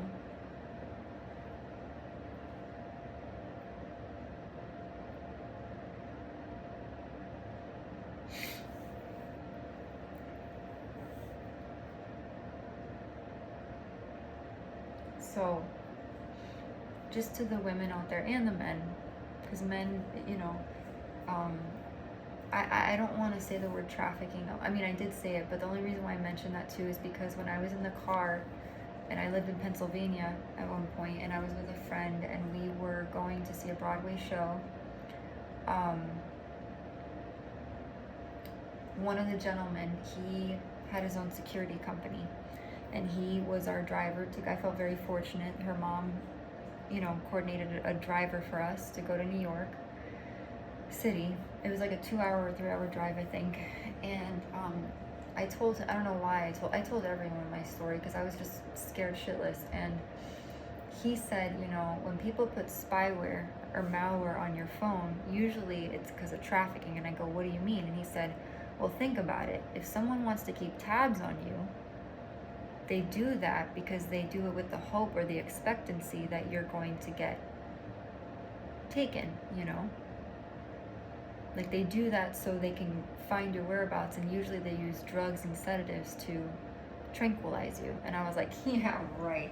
I was like, that doesn't happen. I was like, that's in the movies. They don't do that. That's not gonna happen to me. Because not that I have a superiority complex that I'm untouchable or invincible, but I was like, and he's like, no, that's a real thing. People usually that put spyware on people's phones, it's because they want to traffic them. And then so I started to connect the dots, and I go, gases, sedatives, because I've been sedated in hotels. I'm not kidding. I woke up with the weirdest taste in my mouth when I was going from Virginia to Miami just to visit Florida and then back up. I stayed at different hotels along the way without a pre-scheduled reservation, and I kid you not, I woke up feeling like I was just got off a plane, like I had been asleep for hours. And I had a weird taste in my mouth, like a weird gas kind of taste. So it happens, people. It happens. And I pray to God with all my heart that it doesn't happen to you. And if you ever get in a position where you feel like you're being threatened or stalked, please gather evidence. Evidence is everything. If you don't have evidence, a judge won't care. A police officer will roll their eyes at you. I can't tell you how many police officers, like when I was back home, that one girl was like, she didn't care. And know who you're dealing with, because you don't know who someone else knows. You don't know who that person knows, that police officer, that lawyer, that person. You don't know. So please be very careful. And also, do not, I can't completely blame the person that I think that this all started with, who was the catalyst of it, because I'm almost guilty of, like, I did something really petty and immature where I made like a stupid playlist towards someone that I think was the one who was doing it. And that was so pathetic of me and so immature, and I regret it. Don't ever check your emotions. Think before you do something, because it could literally cost you your life. Because some people aren't dealing with a full they're not dealing with, a right mind. And they will go to lane. You think people don't know people? They know people. And people will come after people, and they don't care. They will murder, kill, shoot, rob, whatever. And I don't know if I can say that word on YouTube, but they will do whatever, and they will confiscate you. I promise you, people don't play. And I'm doing this video because I've been, what I believe is drugged and poisoned. And I was nearly almost destitute. And I'm not going to say my first and last name, but I'm nearly almost destitute. I'm estranged from my family. My friendships have suffered greatly. It's extremely hard to date. Everyone I date, either I think that they could be in on it, or I tell them my story and then they distance themselves and they back away, or they just see me as like a good time girl because, unemployed, whatever, I've been trying to get a job, and I feel fortunate that I got recently hired at a job, but I don't know if that's gonna stick. I have to do a background check. My background checks come back clean because I'm not a criminal of anything, but it's been very hard. And I pray that if you're someone that listens to this, and if you know of anybody that can help me in some way, I beg you, because I don't know what to do. and a lawyer costs a lot. I don't even know what I would do. I don't even know how, like, I don't even have money. You have to pay a lawyer, a retainer. I considered bankruptcy at one point. I don't mind saying that, but I don't know what to do. So if you've been in my shoes, and please don't come at me in the comments with, girl, you need psychiatric help, you need an inpatient. And no, if you say that, then I know that you're a gang stalker and that you'll be in on it. I'm not stupid. I have a bachelor's, I have a bachelor's in sociology. I got into occupational therapy school, just like this. I had to charge my phone. Excuse me, sorry.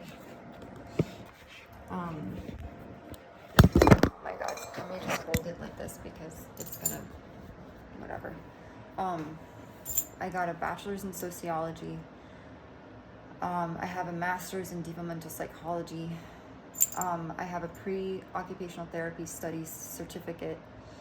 I got into occupational therapy school, into Florida International University and Carlow University.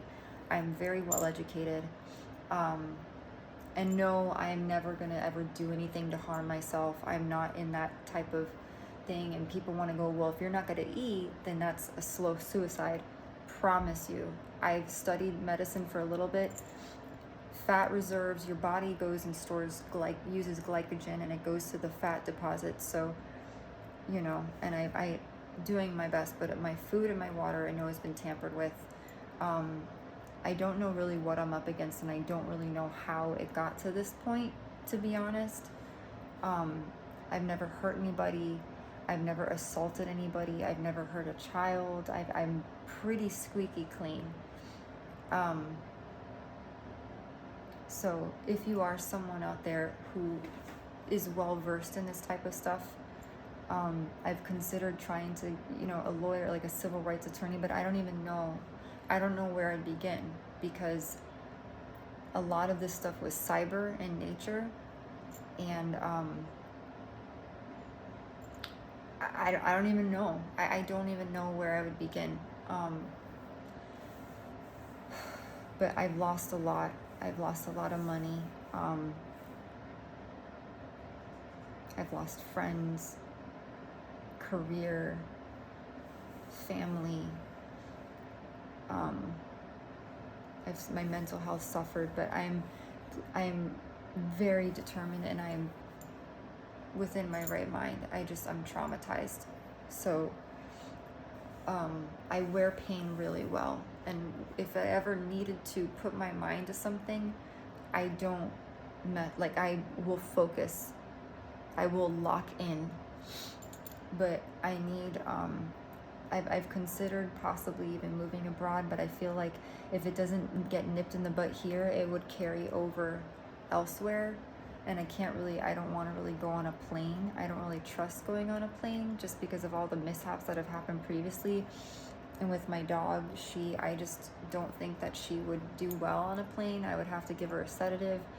And I never had a fear of flying before, but if you're a good Samaritan and you have a good heart, and I'm not asking you to fully adopt this idea of gang stalking, it's not something that it needs to be studied, to be honest, because a lot of people get discredited as being mentally ill, or they try to put a diagnosis on someone, they want to say oh, it's bipolar, it's schizophrenia, it's psychosis. I've never had a psychotic episode ever. I've cried my eyes out, literally I've cried my eyes out, but I've never wanted to get to the point where I'm this sucks, I need to take my life kind of thing. I don't believe in that. I think that when you unalive yourself, that's the ultimate sin. And there's a lot of people, celebrities, who have taken their lives that they're not here anymore. And they were really talented, probably wonderful souls. And they're not here because they either thought life was too hard, or maybe they had a drug addiction and it was overwhelming, and we can't bring them back. So I feel obligated that anybody who's gone through anything horrible in their life where they thought it was just too much, I tell myself I cannot give up. But I know that I'm being literally, I don't know what I call it abuse, but I feel like I'm being tortured. I feel like I'm being drugged, and I'm being POISONED every day. And I don't know how to prove it. I don't want to buy ketamine test kits. I don't want to buy CYA, NIDE test kits. I know that they're out there, but I don't want to buy that, or mercury, lead, arsenic. So if you are someone who knows someone that's gone through this, or you know of a solution, I would really appreciate it, because it's just, if it's demonic, and it feels just very criminalistic. And I don't know what to do about it.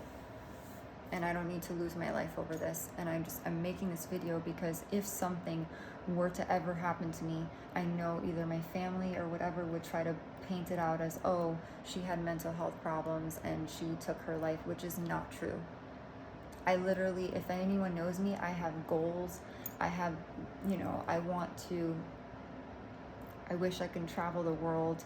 I want to, I have a Pinterest that I created of all these, like a vision board recently, where I'm like, I want to do this, this, this, this, and this.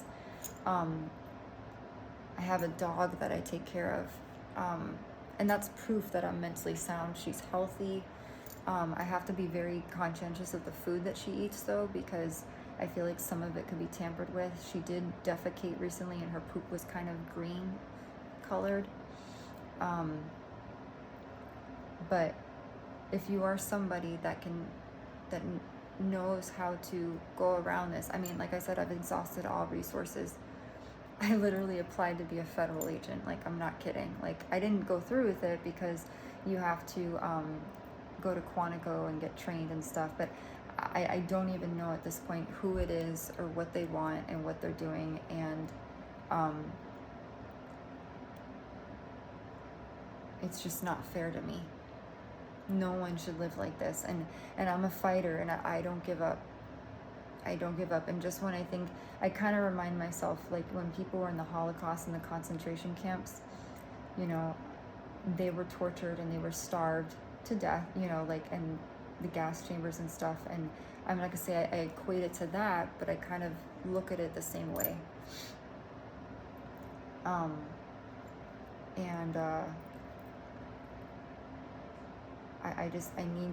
I need someone out there who's willing enough to be able to be brave enough, because every single time I try to reach out for help, I think people either distance themselves, and especially like with dating and stuff, it makes it really hard.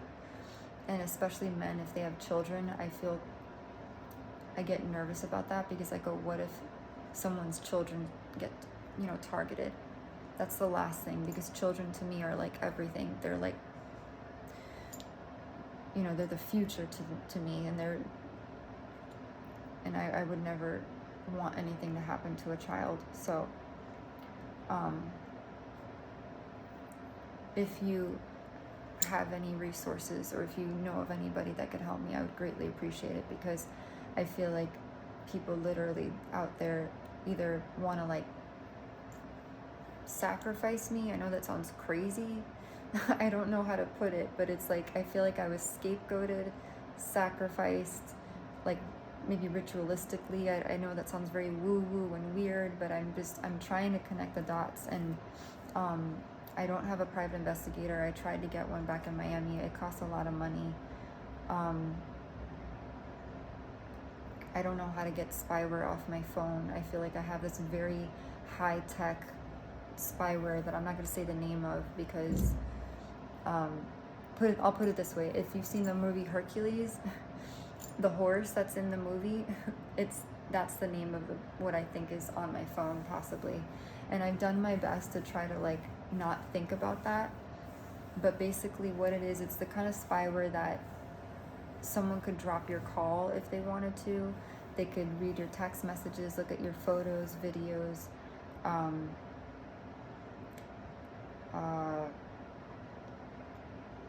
turn the volume up or down on your music, pause your music, switch songs. Basically it can basically take total control of your phone. And they don't even need to be near you to do that. They can just like, I don't know, like brute force hacking, like they could just know your password or send you a text, or like, I don't know, it's I don't know the mechanics of it, but if you are somebody that can help me, I would greatly appreciate it, because I don't know what else to do.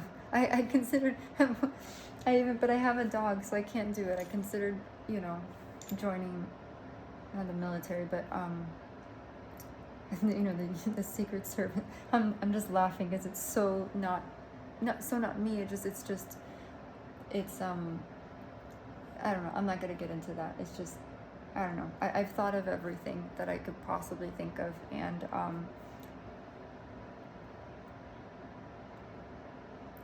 I feel like my life is in danger, if that makes sense. And I promise I am of sound mind, and I'm only making this video because I've had so many brushes with DEATH that I don't know what to do anymore, and I don't really have any money, and I don't like asking for money. I considered making a GoFundMe, but I'm not the kind of person that wants a pity party, you know, like, oh, woe is me, feel sorry for me, let me wallow in despair and self-deprecate and ruminate about life. Like, that's not me. If I do that, I cry a lot, and then I maybe get angry, and then I say, you know what, do my gratitude journal, listen to a meditation, pick yourself up, dust yourself off, and move forward. That's the kind of person that I am, because you don't have time to sit there. It sucks, because when you let your mind spiral like that, you can't, you know, there's a book that I've been reading by a former Secret Service agent, and she whenever things get really hard and scary and I feel like giving up, you know, because she's a woman, she's a female, and and she's beautiful. She has like the most prettiest, like, blue eyes, and you know, she's pretty. She could be like a model basically, and you know, it shows that you can be strong and feminine at the same time. But when I read her book, and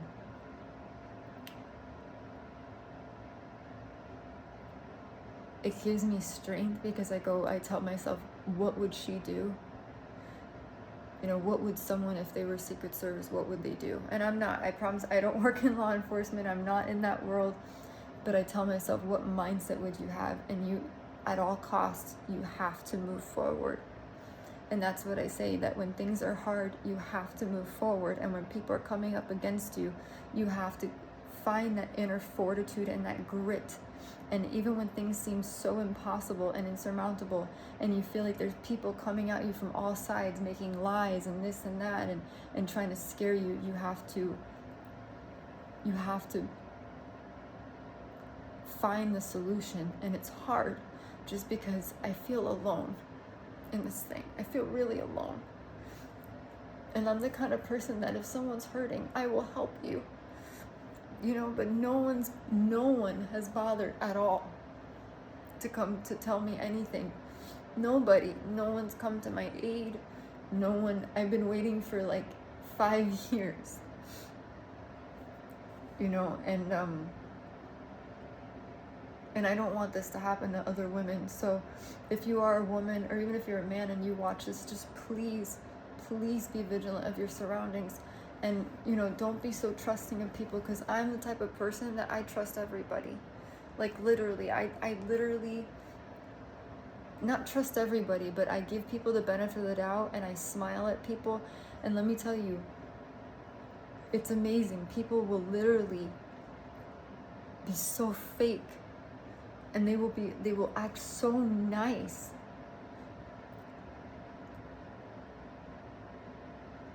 only to stab you in the back.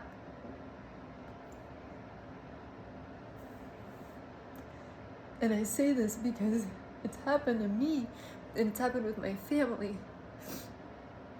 And these are people who once we were so close and so tight-knit, so I'm just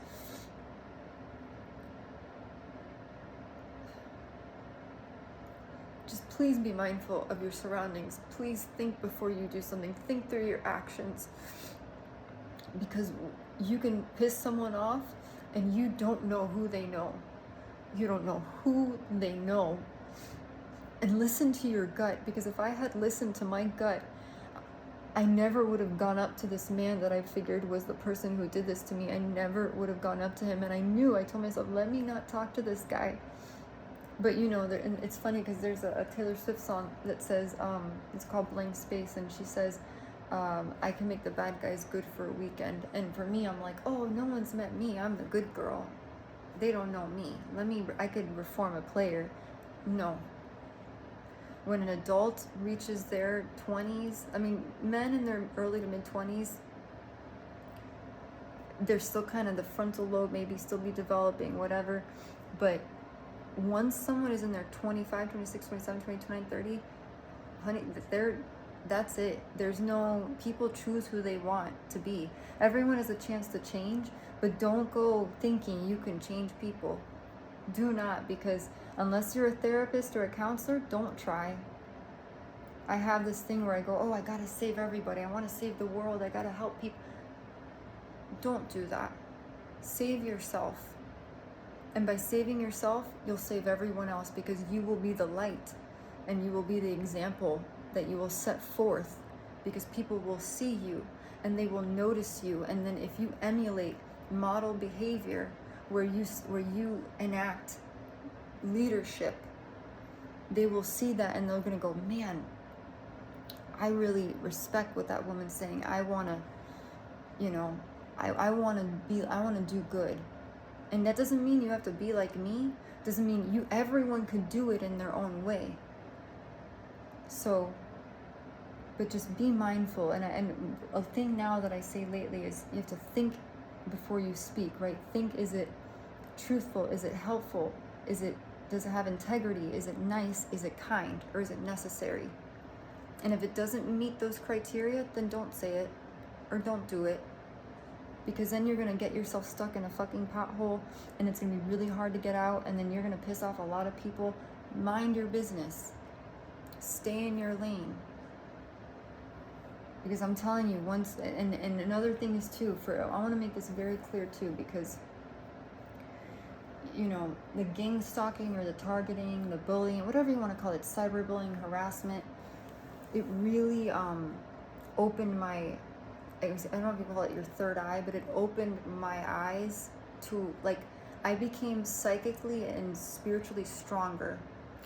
My connection to, I guess you say, the other side or afterlife, if you believe in that. If you don't, I'm not going to judge you. I do. I believe that there's more to this life and all that. Or just not even the afterlife, just my intuition got stronger. Treat that with respect and reverence. What do I mean by that? Some things, even in the spirit world, should not be messed with. What do I mean by that? I've watched a lot of card readers, and I think there's some really good, very, very, very, very gifted psychic, clairvoyant, medium people out there. Not freakishly so, just very, very gifted people. I don't know if that's the right word to use, but everything has consequences, and if you dabble too far, not dabble, if you just don't know. It's like a Ouija board, you know. I had cards that I made myself because I was desperate for answers. I go, why am I being bullied? Why am I being cyberbullied? Why do I feel like I'm being DRUGGED and POIS? And why is all this happening to me? So I said, let me tap into my intuition and see if I can do this spiritual thing. And I made cards with letters on them. I shuffled them. And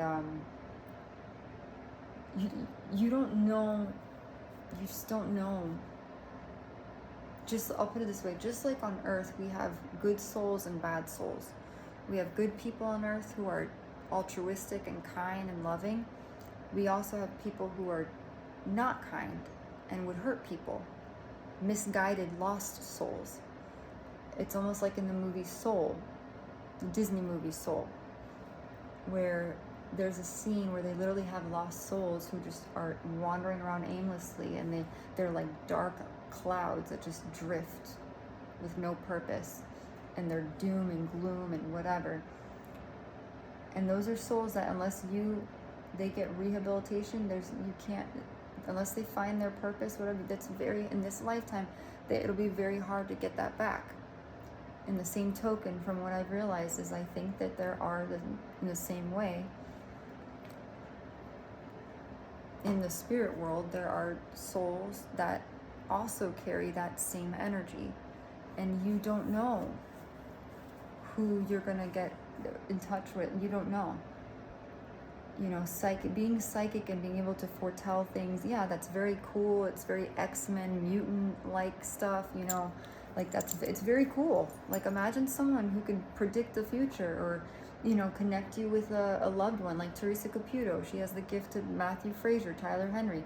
They have these gifts to be able to connect with, you know, people that have passed on. That's I mean, if you don't believe in that stuff, I get it. Like in the Bible, that's called necromancy, and it's basically where you shouldn't be, you know, they think it's conjuring the dead or talking to the afterlife. That's like a no-no, right? And in some ways, I kind of look at that and I'm like, yeah, that kind of makes sense, because they believe the afterlife would rest in peace. Let them be in heaven. Let them do whatever, whether they're playing golf or drinking margaritas. Let them do their thing. Let them rest in peace. I do believe some souls maybe have a message for some people because they need closure. And I've seen the shows with psychics where they give that closure to a loved one, a spouse or whatever, or a child, or, you know, there's certain circumstances, but you have to be careful, because I had cards like that, because I do that sometimes with card reading. And, I threw that deck out because you just don't know. Yeah, you can save a lot of lives. Maybe there's information that could come out that could, like, literally save a nation. I don't know, whatever. But at the same time, you have to be very careful, because there are some things that are not meant to be tampered with or learned about. Because let's say someone, God forbid, a mafia mob boss, a drug lord, right? Let's just hypothetically just say that. Let's say someone finds out that you're whatever, they figure that out. They're like, oh no, this girl, no, we're not having that. We're not having that. This girl needs to be eliminated. That kind of stuff. I'm not saying that that's what is going on, but I'm just saying that you have to be very, very, very, very, very careful. Very careful.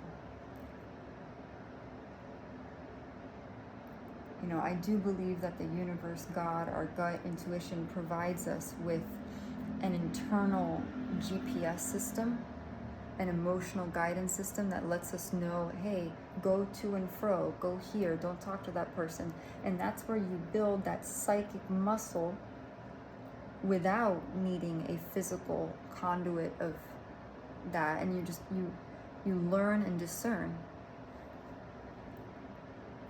But you have to be very careful, because, you know, there's some things that you just, you know, I think it's okay if you do cards and stuff with, like readings with, you know, positivity, like, oh, pray more, or go live by the ocean, or, you know, go trek to the mountains. I don't know, you know, like stuff like that. Very like easy peasy, you know, whatever. But some things, you know, unless you're a psychic investigator and someone's paying you to research stuff, don't do it. And I know that there's a lot of card readers out there who are dedicating a lot of time of their life to bring clarity and answers to people who feel like they have none. And I thank you for that. There's a lot of, I watch readers like that sometimes who, you know, and but you have to be careful, because you don't know who's watching that. You don't know who you can upset. And one wrong move and baby, like, that's it. You say something, someone sees something and they don't like it, that you don't know who people know. You don't know who people know. And it's not worth losing your life over. Trust me on that. Trust me. Life is precious. Life is a gift. Human life, like being able to breathe and have your heart beating and your mind working, is a gift. Trust me, I was very close. I've literally been exposed to, I think, fatal or near fatal, lethal gases and stuff. And I know that sounds crazy. And that's why I'm making this video, because it's my last attempt to try to get help from somebody. And please don't say, oh, but you need psychiatric help and you need, no, I'm telling you, my situation was not really investigated. And I had an appointment with a police officer and it was ignored. They were supposed to look at my computer. It never happened. It never happened. So I sat back just suffering, confused, scared, angry.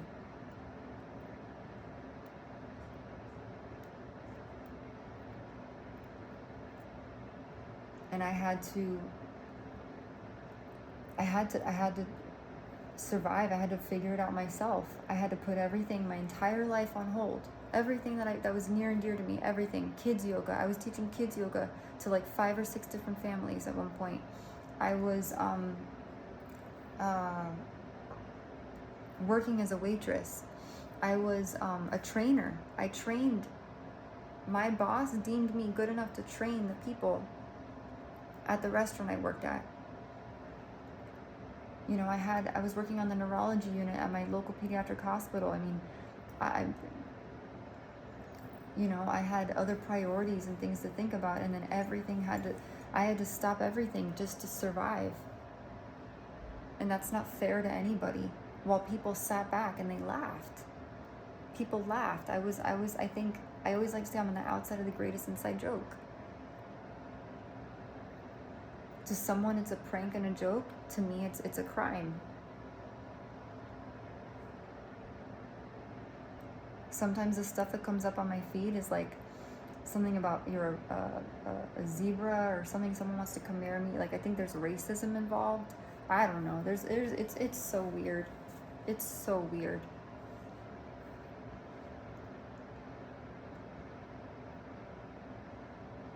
But I will say that if you know of anyone that could help me, and I don't know who, because I guess I don't know, I'm assuming it's a group of people.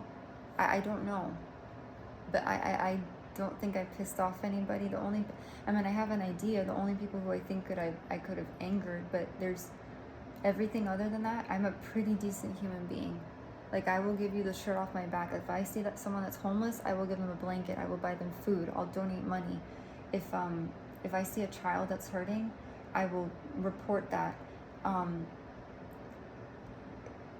If I had a house and someone needed to stay there, I would let them stay in a house. Like, there's nothing, like, that's the kind of person I am. And I'm doing this because like I said, if anything were to happen to me, and if my body or something, if I became deceased in any way, I'm saying, which I don't want to happen. I hope it doesn't happen. I pray to God it doesn't happen. It wouldn't be on my own volition, because I don't believe in that. It would be because someone else tried to attempt to do that to me. And I don't know if it's a gang, I don't know what it is, but it would be really, if anyone had any tips, and I also have trigger words that I don't like to use, but if anyone had any tips or anything or resources, I would greatly appreciate it, because I don't know what to do.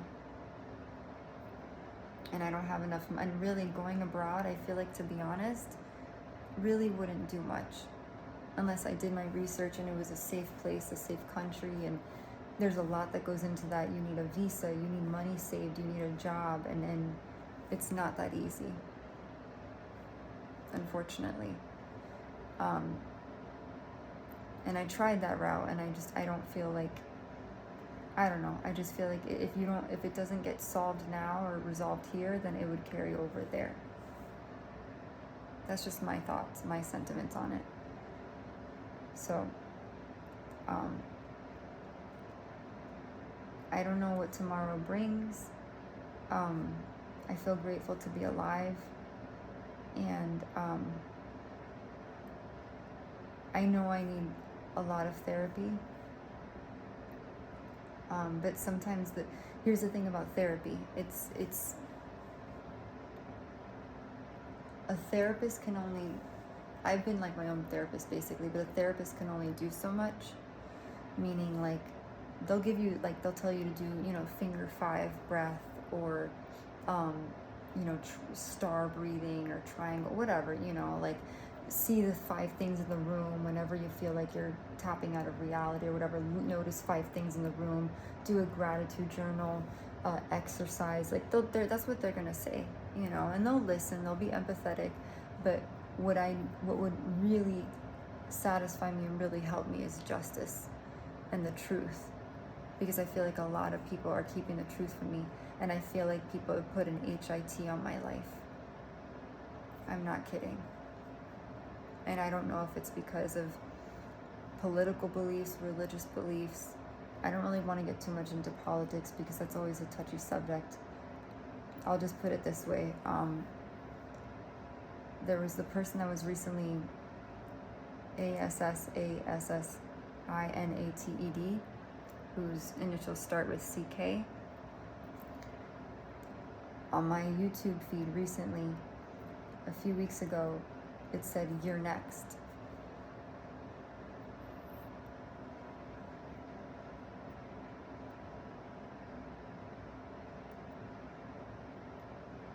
And I don't know whether to take that as a direct threat or an indirect threat.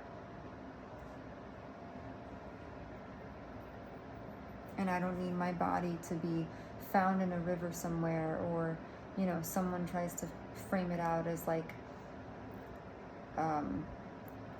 ingestion of this, and this, or whatever, and then they want to rule it out and say it was natural causes because she had a heart attack. No, it wouldn't be that, I promise.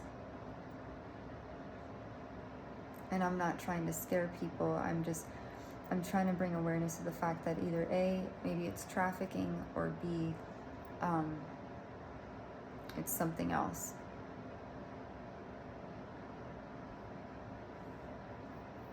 And at 34 years old, I did not deserve this. Nobody deserves anything like this. But I feel like I nearly almost lost my life earlier today, and then a few weeks ago as well. And I want to make it very clear, I'm not a political, whatever you, like, journalist, or I'm nobody. I was a waitress, and I was a former child life specialist. I worked in sales for like a year, doing like phone sales, and I worked in early childhood education as a teacher, with preschoolers and infants for like several months to a year. And then I also taught kids yoga. So it's just really astonishing to see how someone could literally destroy someone's life and tear it apart without ever even touching them. It's flabbergasting. And I'm only doing this because there is a guy on YouTube who, I watched his video. He has like I don't know how many views, but he did a video. It was like 4 hours long, and he gave a whole expose about like how his housekeeper was slowly drugged